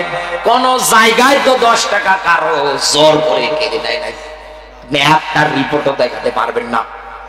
নির্বাচনে এতদিনও দুনিয়ায় যারা দায়িত্ব পালন করেছে, আপনি তাকান, ওনাদের নামে একটা টাকা আত্মসাদেরও মামলা দেখাতে পারবেন না। কিন্তু আপনাদের এক সালমান এফ রহমান 36,000 কোটি টাকা চুরি করেছে। এই মহেশপুর থানার মানুষ যদি বসে খায় তা শেষ করতে পারবে না, এত টাকা। আর ম্যাডামের পিয়নের 400 কোটি টাকা হেলিকপ্টার ছাড়া উঠছে না। এত পরিমাণে আপনার রায় দুনিয়ায় চুরি করেছে, যা বলার মতো না। এখন আপনি যদি নিজে চোর হয়ে আরেকজনকে বলেন মতো আমার মতো, তাহলে কি হয়? এত দেখছে আপনার ভিতরে সবচাইতে বেশি হিংসা কাজ করছে আজ আমাদের এগুলো দেখার পর পরে। তবে কান খাড়া করে মিলিয়ে যাবেন, কালকেই এটা সব জায়গায় প্রচার করে দেবেন। আয়াত অনুসারে বলছি, দুনিয়ার ময়দানে বাংলাদেশ জামাত ইসলাম যারা করে, চেয়ারের জন্য করে না, তারা মাজলুম অসহায় মানুষদের অধিকার আদায়ের জন্য রাজনীতি করে।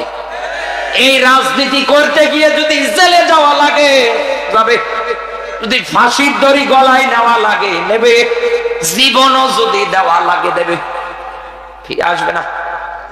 আল্লাহ পাক যেন আমাদের সবাইকে রাজনীতিতে কবুল করে, বলে না আমি।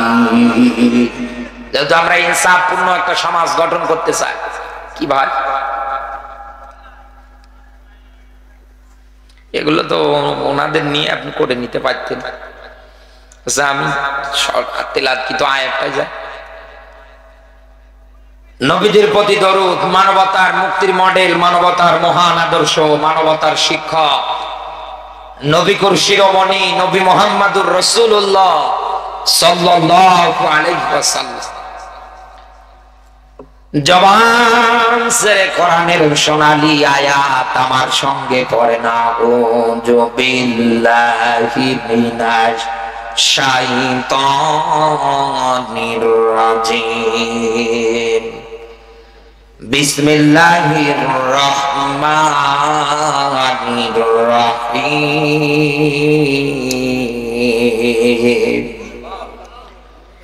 ওয়ানজির আশিরাতাকাল আকরাবিন।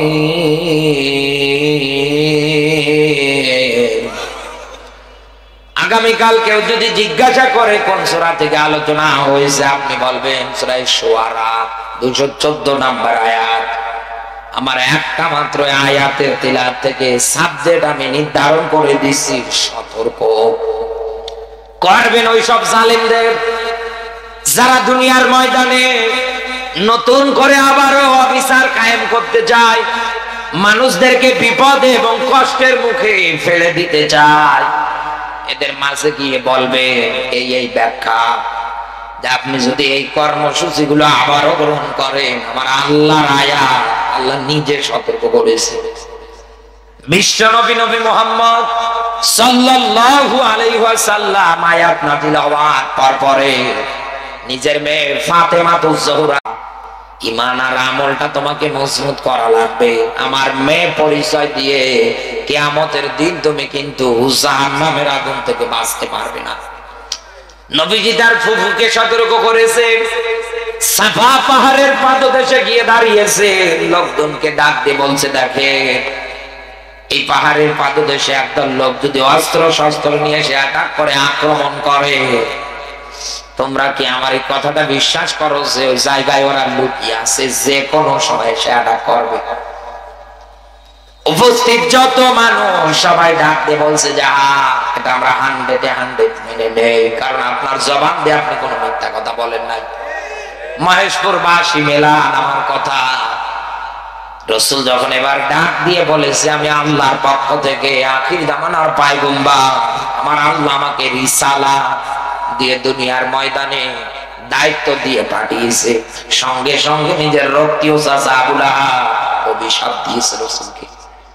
ডাক দিয়ে বলছে, এই কথাটা বলার জন্য কি ডেকেছেন? আপনার উপরে অভিশাপ, লানত। এতেও যখন ওর মনের রাগ মেটে নাই, হাতের মধ্যে পাথর উঠিয়ে রাসূলের দিকে ছুঁড়ে মেরেছে। আল্লাহ রাব্বুল আলামিন কোন কাফেরের নামে পূর্ণাঙ্গ কোন নাম ধরে কোরআনে সূরা দেয় না, শুধু একজন আর দিয়েছে, সেটা আবু লাহাবের। আমার আল্লাহ ডাইরেক্টলি ভাবে নাম দিয়ে কোরআনের মধ্যে সূরা দিয়েছে, লাহাব। শুরুতেই ডাক দিয়ে বলেছে তাব্বাত ইয়াদা, আল্লাহ বলেন ধ্বংস হোক আবু লাহাব, ওর দুই হাত নিচেও আমি আল্লাহকে প্রবেশ করাবো জাহান্নামের লেলিন অগ্নিশিখায়। এখন আপনার কাছে আমার প্রশ্ন, বন্ধু, দুনিয়ায় ওর রাসূলের সঙ্গে বেয়াদবি করেছিল, আমার আল্লাহ ওকে তোর প্রাপ্য বুঝিয়েছে। ওর শরীরে প্লেগ রোগ হয়েছিল, সোয়াইসের রোগ হয়েছিল, জঙ্গলের মধ্যে ফালিয়ে দিয়ে এসেছিল, ওই জায়গায় পচে গলে মারা গিয়েছে, হিংস্র জন্তু জানোয়ারের লাশটা ছিঁড়ে গিয়েছে। রাসূলকে লেজ কাটা নির্বংশ বলে গালি দিয়েছিল, রাসূলের পুত্র সন্তান দুইটা যখন মারা গিয়েছিল। আল্লাহ তো একটাও বরদাস্ত করেন নাই, শুধু নবীকে অপমান করার কারণে আমার আল্লাহ ওকে দুনিয়ার থেকে একেবারে নিশ্চিহ্ন করে বিদায় করে দিয়েছে। ওর স্ত্রী সন্তান ধন সম্পদ তো কোনো কাজে আসে না। ওর স্ত্রী উম্মে জামিল ওর গলার মধ্যে লাকড়ির বোঝার দড়ি আটকে মারা গেছে। আমার আল্লাহ তো ছেড়ে দেয় নাই। রাসূলের তো কোনো অপরাধ ছিল না, তিনি তো শুধু দ্বীনের দাওয়াত দিয়েছে, শুধু সতর্ক করেছে, জাহান্নামের শাস্তির ব্যাপারে ভয়ভীতি দেখিয়েছে। এতটুকু নেই আবু লাহাব অভিশাপ আর পাথর মারার কারণে আমার আল্লাহ যদি ওকে ছেড়ে না দেয়, আবু জাহেলের বাড়ি যদি ইন্টারন্যাশনাল বাথরুম হয়ে যায়, এই বাংলাদেশে আর যারা নবীদের ওয়ারিসদেরকে অপমানিত করেন, লাঞ্ছিত করে, উল্টা পাল্টা কথা বলে, আল্লাহ ধরবে তো আবু লাহাবের মতো সাইজ করবে। আল্লাহ ধরবে আপনাকে, দেখবেন কোন জায়গার মধ্যে আপনি পানি আর বাঁচতে পারবেন না। তিনি তাও পালানোর পরে বলছে আর কয়েক মিনিট দেরি করলে আমার জীবন চলে যেত। আপনি এটা বলারও সময় পাবেন না। সম্মানিত মায়েরা যারা আছে, এই আয়াত অনুসারে আমিও আপনাদেরকে সতর্ক করছি, পৃথিবীর ময়দানে নেতৃত্ব দেবে পুরুষেরা, তাদের নেতৃত্বটা আপনি মেনে নেবেন, কারণ আপনার স্বামীর নেতৃত্ব যদি আপনি না মানেন আপনি জাহান্নামে যাবেন। আর রিজালু কাওয়ামুন আলান নিসা, নেতৃত্ব দেবে পুরুষেরা, মেয়েরা সেটা মেনে নেবে। আজ ম্যাক্সিমাম পরিবারগুলোতে মেয়েরা শুধু দায়িত্ব পালন করার কারণে, মেয়েদের কথা মতো পরিবারটা চালানোর কারণে, আর রিজালু কাওয়ামুন আলান নিসা আয়াত মাইনাস হয়ে গিয়ে ইন্না কাইদাকুন্না আযীম প্রতিষ্ঠিত হয়েছে। আল্লাহ পাক বলেন মেয়েদের চক্রান্ত যেমন তেমন না, একেবারে ভয়ঙ্কর। কি ভয়ঙ্কর? যেখানেই তাকান মেয়েদের চক্রান্ত, ওই জায়গায় শান্তি নেই, শেষ। যেখানেই দেখবেন মেয়েদের চক্রান্ত, সেটা পরিবার হোক, যেখানেই হয় হোক না কেন, মা বাবা থেকে সন্তান আলাদা। অথচ আল্লাহর কোরআন জানিয়েছে নেতৃত্ব দেবে পুরুষেরা, মেয়েরা সেটা মেনে নেবে। মায়েরা যারা এই স্বামীর নেতৃত্ব না মেনে ওভারটেক করে স্বামীর অবাধ্য হন, যারা স্বামীর উপরে লানত দেয়, রাসূল মেরাজে দেখেছেন এই দুই প্রকার নারী জাহান্নামে সবচাইতে বেশি দলছে। পৃথিবীতে 6 জন নারী শ্রেষ্ঠত্বের তালিকায়, আর 1 নম্বরে খাদিজা, শ্রেষ্ঠের কারণে। এই দুনিয়ার ময়দানে ইসলামের জন্য এত পরিমাণে ত্যাগ স্বীকার করেছে খাদিজা, সম্পদাদি সবগুলো ত্যাগ করে দিয়েছে। এই জন্য আমার আল্লাহ তার নামটা 1 নম্বরে দিয়েছে। 2 নম্বরে আইয়ুব আলাইহিস সালাতু ওয়াস সালামের স্ত্রী বিবি রহিমা, স্বামীর খেদমত করার কারণে। 3 নম্বরে ঈসা রুহুল্লাহর মা হযরত মারিয়াম, পবিত্রতার কারণে। 4 নম্বরে দুনিয়ার ময়দানে শ্রেষ্ঠত্ব তালিকায় জায়গা করে নিয়েছে ফিরাউনের স্ত্রী আসিয়া, ঈমানের কারণে। কেন? কারণ তার স্বামী ছিল ফিরাউন, এত জুলুম করছে, নির্যাতন করছে, একটা বারেও তো স্বামীর বিরুদ্ধে আল্লাহর কাছে অভিযোগ করে না, বদদোয়া দেয় না। আর আপনার এত সুন্দর একটা স্বামী ফিরাউন না, তারপরেও আপনি বদদোয়া দেন, আপনি তার কথা মানেন না। আপনি কি বলেন তো? ইসলাম আপনাদের এত সম্মান বাড়ালো, এত পরিমাণে মর্যাদা দিল, তারপরেও আপনারা এই দুনিয়ার ময়দানে আলেমদের মুখে সতর্কমূলক কথা শোনার পরেও জীবনটা আয়েশার মতো করে, ফাতেমার মতো করে, খাদিজার মতো করে, আসিয়ার মতো করে সাজাতে পারেন না। 5 নম্বরে শ্রেষ্ঠত্ব তালিকায় যার নাম এসেছে তিনি হচ্ছেন আম্মা জান আয়েশা, জ্ঞানের কারণে। 6 নম্বরে নবীর মেয়ে ফাতেমাতুজ জোহরা, পর্দার কারণে। আল্লাহ আমার মা বোন গুলোকে যেন এই 6টা গুণ অর্জন করা তৌফিক দান করে, বলেন আমিন। আরো জোরে বলেন আমিন। আমি যতটুকুন কথা বলেছি আল্লাহ আমাকে আমল করা, আপনাদেরকে আমল করার জন্য তৌফিক দান করে, বলেন আমিন। আরো জোরে বলেন আমিন। রাত প্রায় 12টা, 12:30টার দিকে যাবে মোনাজাত করতে গেলে। যেহেতু একটা মাহফিলের আয়োজনে অনেক খরচ হয়েছে, আপনাদের কাছে আমি একটু সহযোগিতার হাত বাড়াচ্ছি। কেউ কি আছেন দেওয়ার মতো? কত চাচা দেবেন? হ্যাঁ, নাকি এমনি হাত দিয়েছে? কে আছেন একটু বলেন তো, যে আমি 500, 1000, 2000 টাকা দেবো? কেউ আছে? এগুলো যারা দ্বিতীয় বক্তা থাকে তাদের দ্বারা শুরুতেই করে নিতে হয় না, আপনারা তো ভুল করে ফেলিস। Pocket collection. তাহলে চাদর নিয়ে যান তো, একজন চাদর নিয়ে যান। সম্মানিত মায়েরা যারা আছেন আপনাদের ওই জায়গার মধ্যে চাদর নিয়ে যাচ্ছে। আর এরপরে আয়োজন করলে এর চাইতে যেন ভালো মাইক হয়। হ্যাঁ, বক্তাকে নিয়ে এসে ভাত খেতে না দেন, তো মাইক ভালো দেবে। আমার খাওয়ার দরকার নেই, আমার খাওয়া হচ্ছে এটাই। কথা বলে যদি শান্তি না পায় হবে কেমনে? ভাই মাইকলার ডেকোরেটর ম্যান, আপনি আবার রাগ করেন না।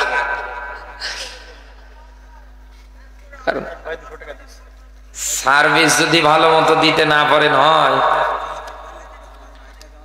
ও ভোল্টেজ না? আচ্ছা,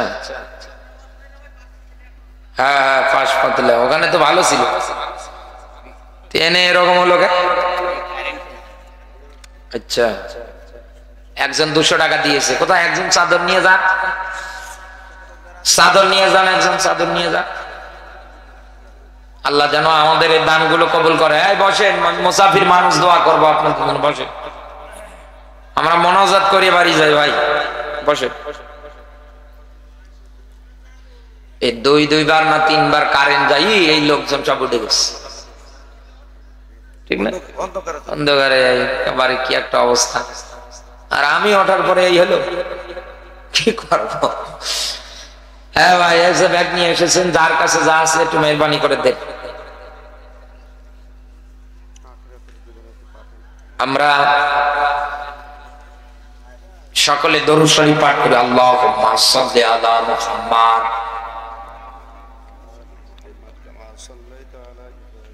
ওয়া আলা আল্লাহুম্মা বারিক কামা ওয়া আলা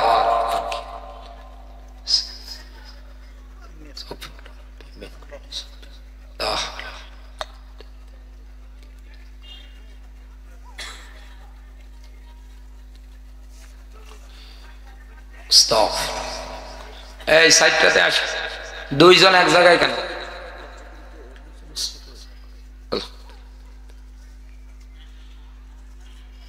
স্টপ। রানা এই দিকটা ওই যে হাত কালেকশন করার জন্য আপনি ওঠেন দিন, আপনি ওঠেন, স্টপ। ওঠেন, এই দিকটা আপনি নেন, এই দিকে আপনি নেন, হাতে নেন। সবাই দিন, কম বেশি সবাই দিন, যেহেতু মাগুলি অনেক খরচ। ভাই দোয়া করেন। আরে না, না না, আর আপনি আপনি আপনি দোয়া করেন, আমি না আপনি আরে আপনি দোয়া করেন। মুসাফির মানুষ আপনি করেন। হ্যাঁ, বাবা আমাদের এলাকার মুসাফিরের দোয়া কবুল হয়। কালেকশনটা হয়ে যায়। হয়ে গেছে না ভাই? ব্যাগ কালেকশন এটা শুরুতে যখন আমি স্টেজে উঠতাম তখনই যদি বলতেন আমি নামাই দিতাম ব্যাগ। একেবারে প্রথমেই খুতবার শেষেই লোক ভরার ছিল, 3, 4, 8, 10টা ছেলে ব্যাগ নিয়ে গেলে ভালো হতো। এটা কি করলেন? শুরুতেই যদি ব্যাগ কালেকশনে করবেন সে শুরুতেই করতে বললে দিতাম, নামাই নামে যেত, 5 মিনিট সময় হতো। এর সিদ্ধান্ত নিতে ভুল করে ফেলছে। হ্যাঁ, দ্বিতীয় বক্তা আমার কথা দেখাতে দিয়ে দিতে হতো। তারপর না আমরা দোয়ার দিকে যাব সবাই এখন।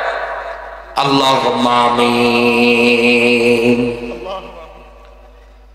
রব্বানা যালামনা আনফুসানা ওয়া ইল্লাম তাগফির লানা ওয়া তারহামনা লানাকুনান্না মিনাল খাসিরিন।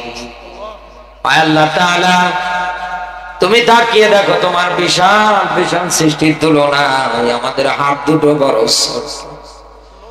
আয় আল্লাহ, ছোট ছোট দুটি হাত নিয়ে তোমার দরবারে কোনার বোঝাগুলো মাথায় বহন করে আল্লাহ হাত দুখানা উত্তোলন করেছি, মেহেরবানি করে তুমি আমাদের মাফ করে দাও রব্বুল আলামিন। জীবনের অপরাধ গুলোর দিকে তুমি তাকিও না, তোমার মাফ করতে ইচ্ছা করবে না। আয় আল্লাহ তাআলা, তুমি গফুর গফফার।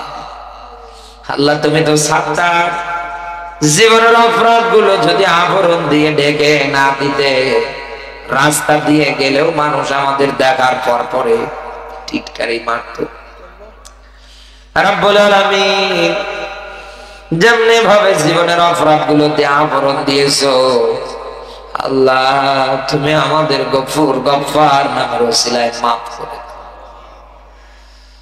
দুনিয়ার সিজনারি ঠান্ডা আমরা সহ্য করতে পারি না, গরম সহ্য করতে পারি না। আল্লাহ, মরণের পরে জাহান্নামে যদি জ্বালাও, আমাদের পক্ষে জাহান্নামের আগুন সহ্য করা সম্ভব। আল্লাহ, তোমার কাছে আরজি, আমাদের সবাইকে তুমি গুনাহমুক্ত জীবন নিয়ে বাড়ি যাওয়ার তৌফিক দাও। আল্লাহ তাআলা, হাত উঠিয়েছে অনেক মানুষের জায়গায়, আল্লাহ এই হাত দুটো ব্যবহার করে আল্লাহ জানান দুঃখিনী মাকে চিরদিনের জন্য কবরে শায়িত করে দিয়েছে। আল্লাহ, মায়ের কথা বড্ড বেশি মনে পড়ে। তোমার গলাগুলো দেখো, চোখ থেকে পানি ধরাচ্ছে। আল্লাহ মুসাফিরের হালতে দোয়া করছি, যাদের মা কবরে, কবরটা রিয়াজুল জান্নাহ বানিয়ে দাও রব্বুল আলামিন। সন্তান মানুষ করতে গিয়ে মায়ের দেখি কষ্ট, আল্লাহ এটা মা ছাড়া আর কেউ জানে না। তরমুজের মতো করে বহন করেছে পেটে, আল্লাহ 2.5 বছর ধরে দুগ্ধ গুলো পান করিয়েছে, আল্লাহ নিজে না খাইয়ে আমাদের খাইয়ে বড় করেছে। আল্লাহ আদরের মা যাদের কবরে ওয়ারিশ হিসাবে দোয়া করছি, কবরটা রিয়াজুল জান্নাহ বানিয়ে দাও রব্বুল আলামিন। এই জায়গার মধ্যে অনেক মানুষ আছে বাবাকে হারিয়েছে, আল্লাহ বাবার কবরটাও তুমি রিয়াজুল জান্নাহ বানিয়ে দাও। রব্বিরহামহুমা কামা রাব্বায়ানি সাগীরা।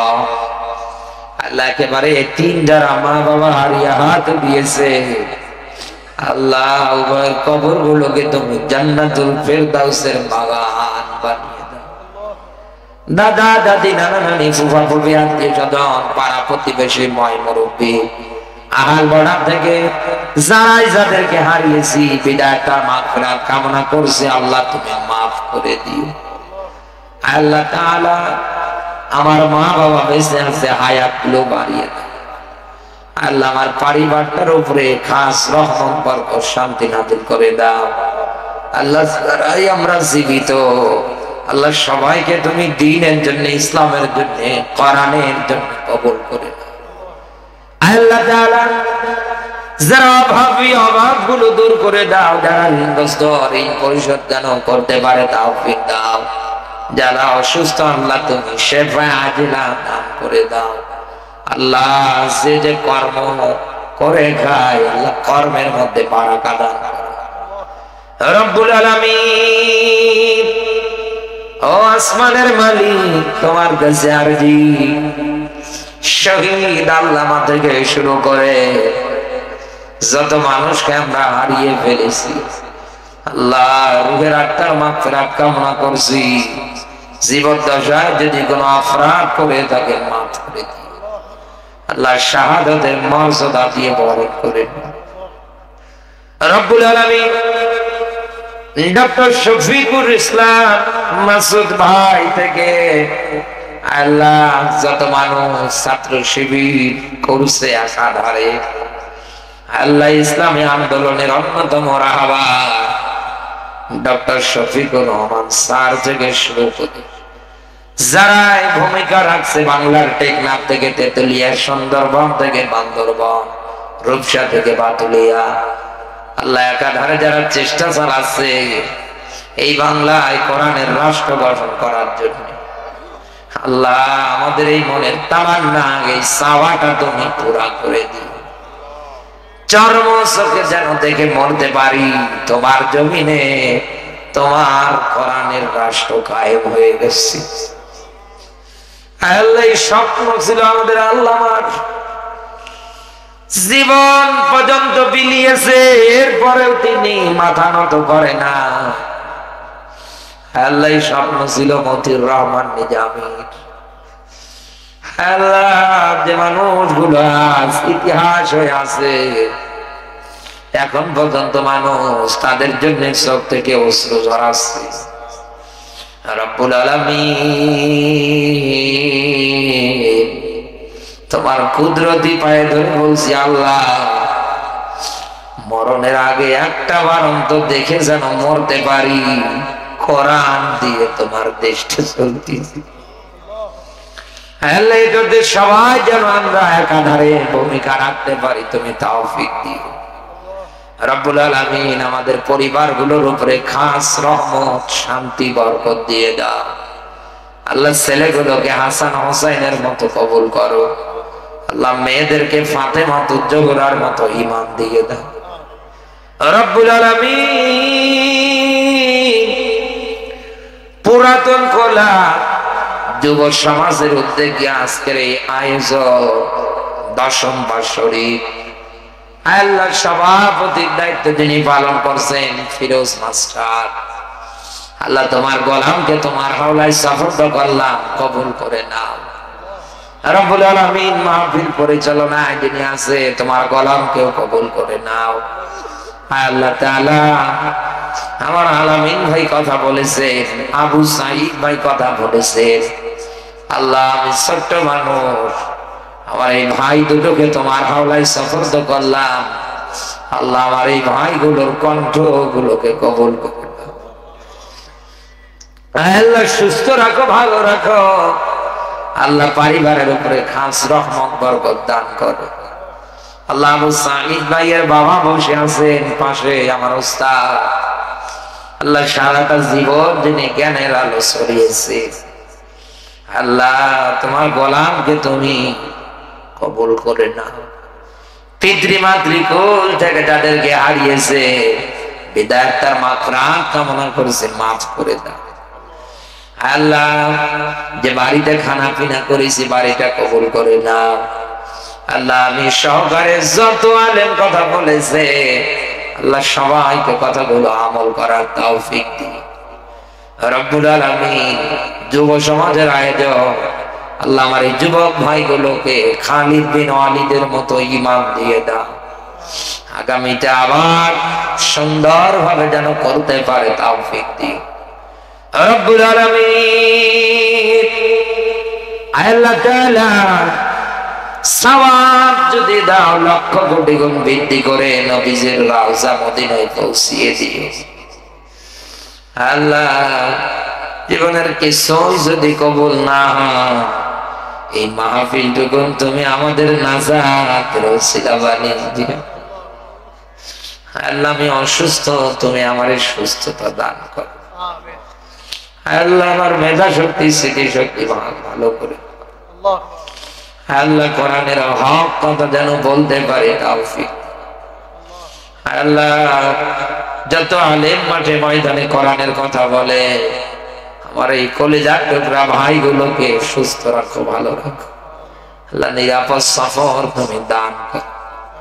আল্লাহ আমার আলামিন ভাইয়ের আগামীকাল পরীক্ষা আছে, আল্লাহ সুন্দর ভাবে যেন পৌঁছাতে পারে তৌফিক দিও।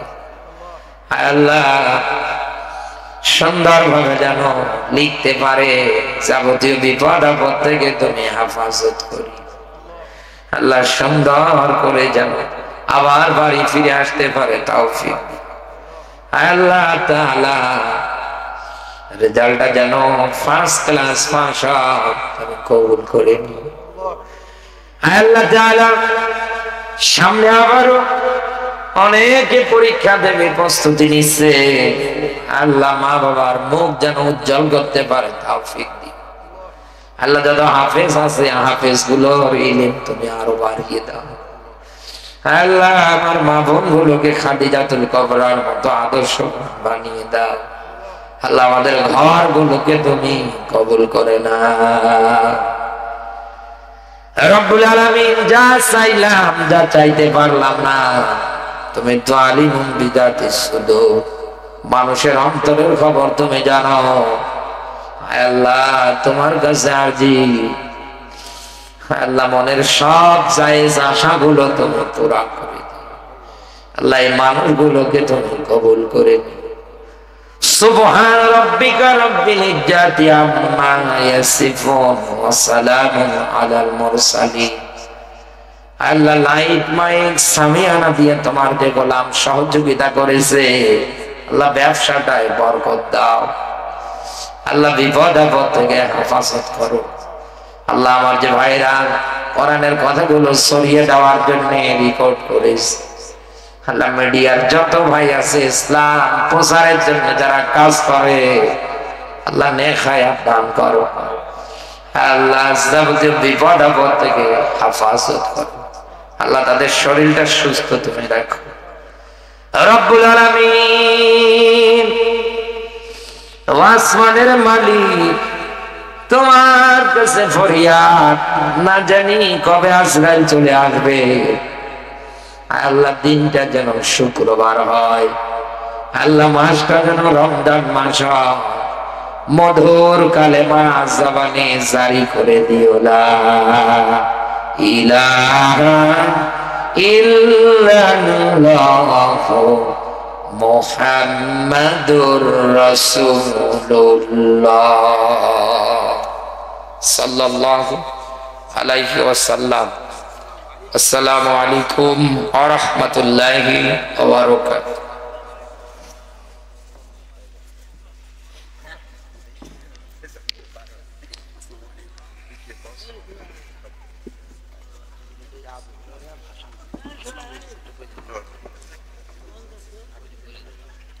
আবুরারা ভাষণ প্রথা 500 টাকা দিয়েছে। বলে দেন।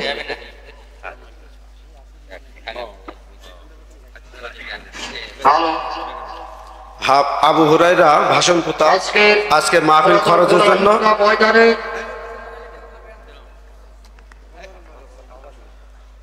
ভাষণ প্রথা আবু হুরায়রা মাহফিল খরচের জন্য 500 টাকা দিয়েছেন। আল্লাহ রাব্বুল আলামিন তার নিয়তকে কবুল করে নেন। সকলগুলো আল্লাহুম্মা আমিন।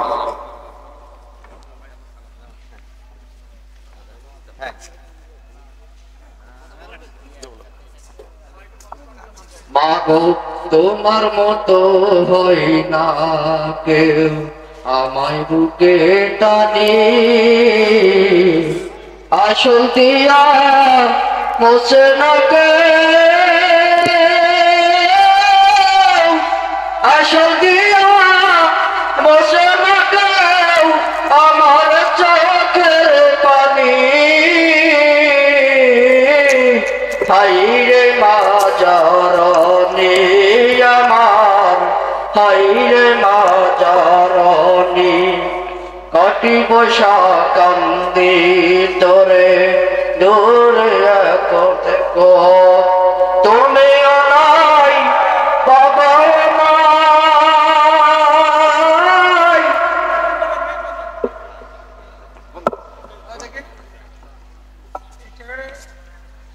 হ্যালো, যে সকল কমিটি ভাইরা আছেন একটু শর্টগুলো ভাঁজ করে দিয়ে, মহিলা প্যান্ডেল ও পুরুষ প্যান্ডেলে।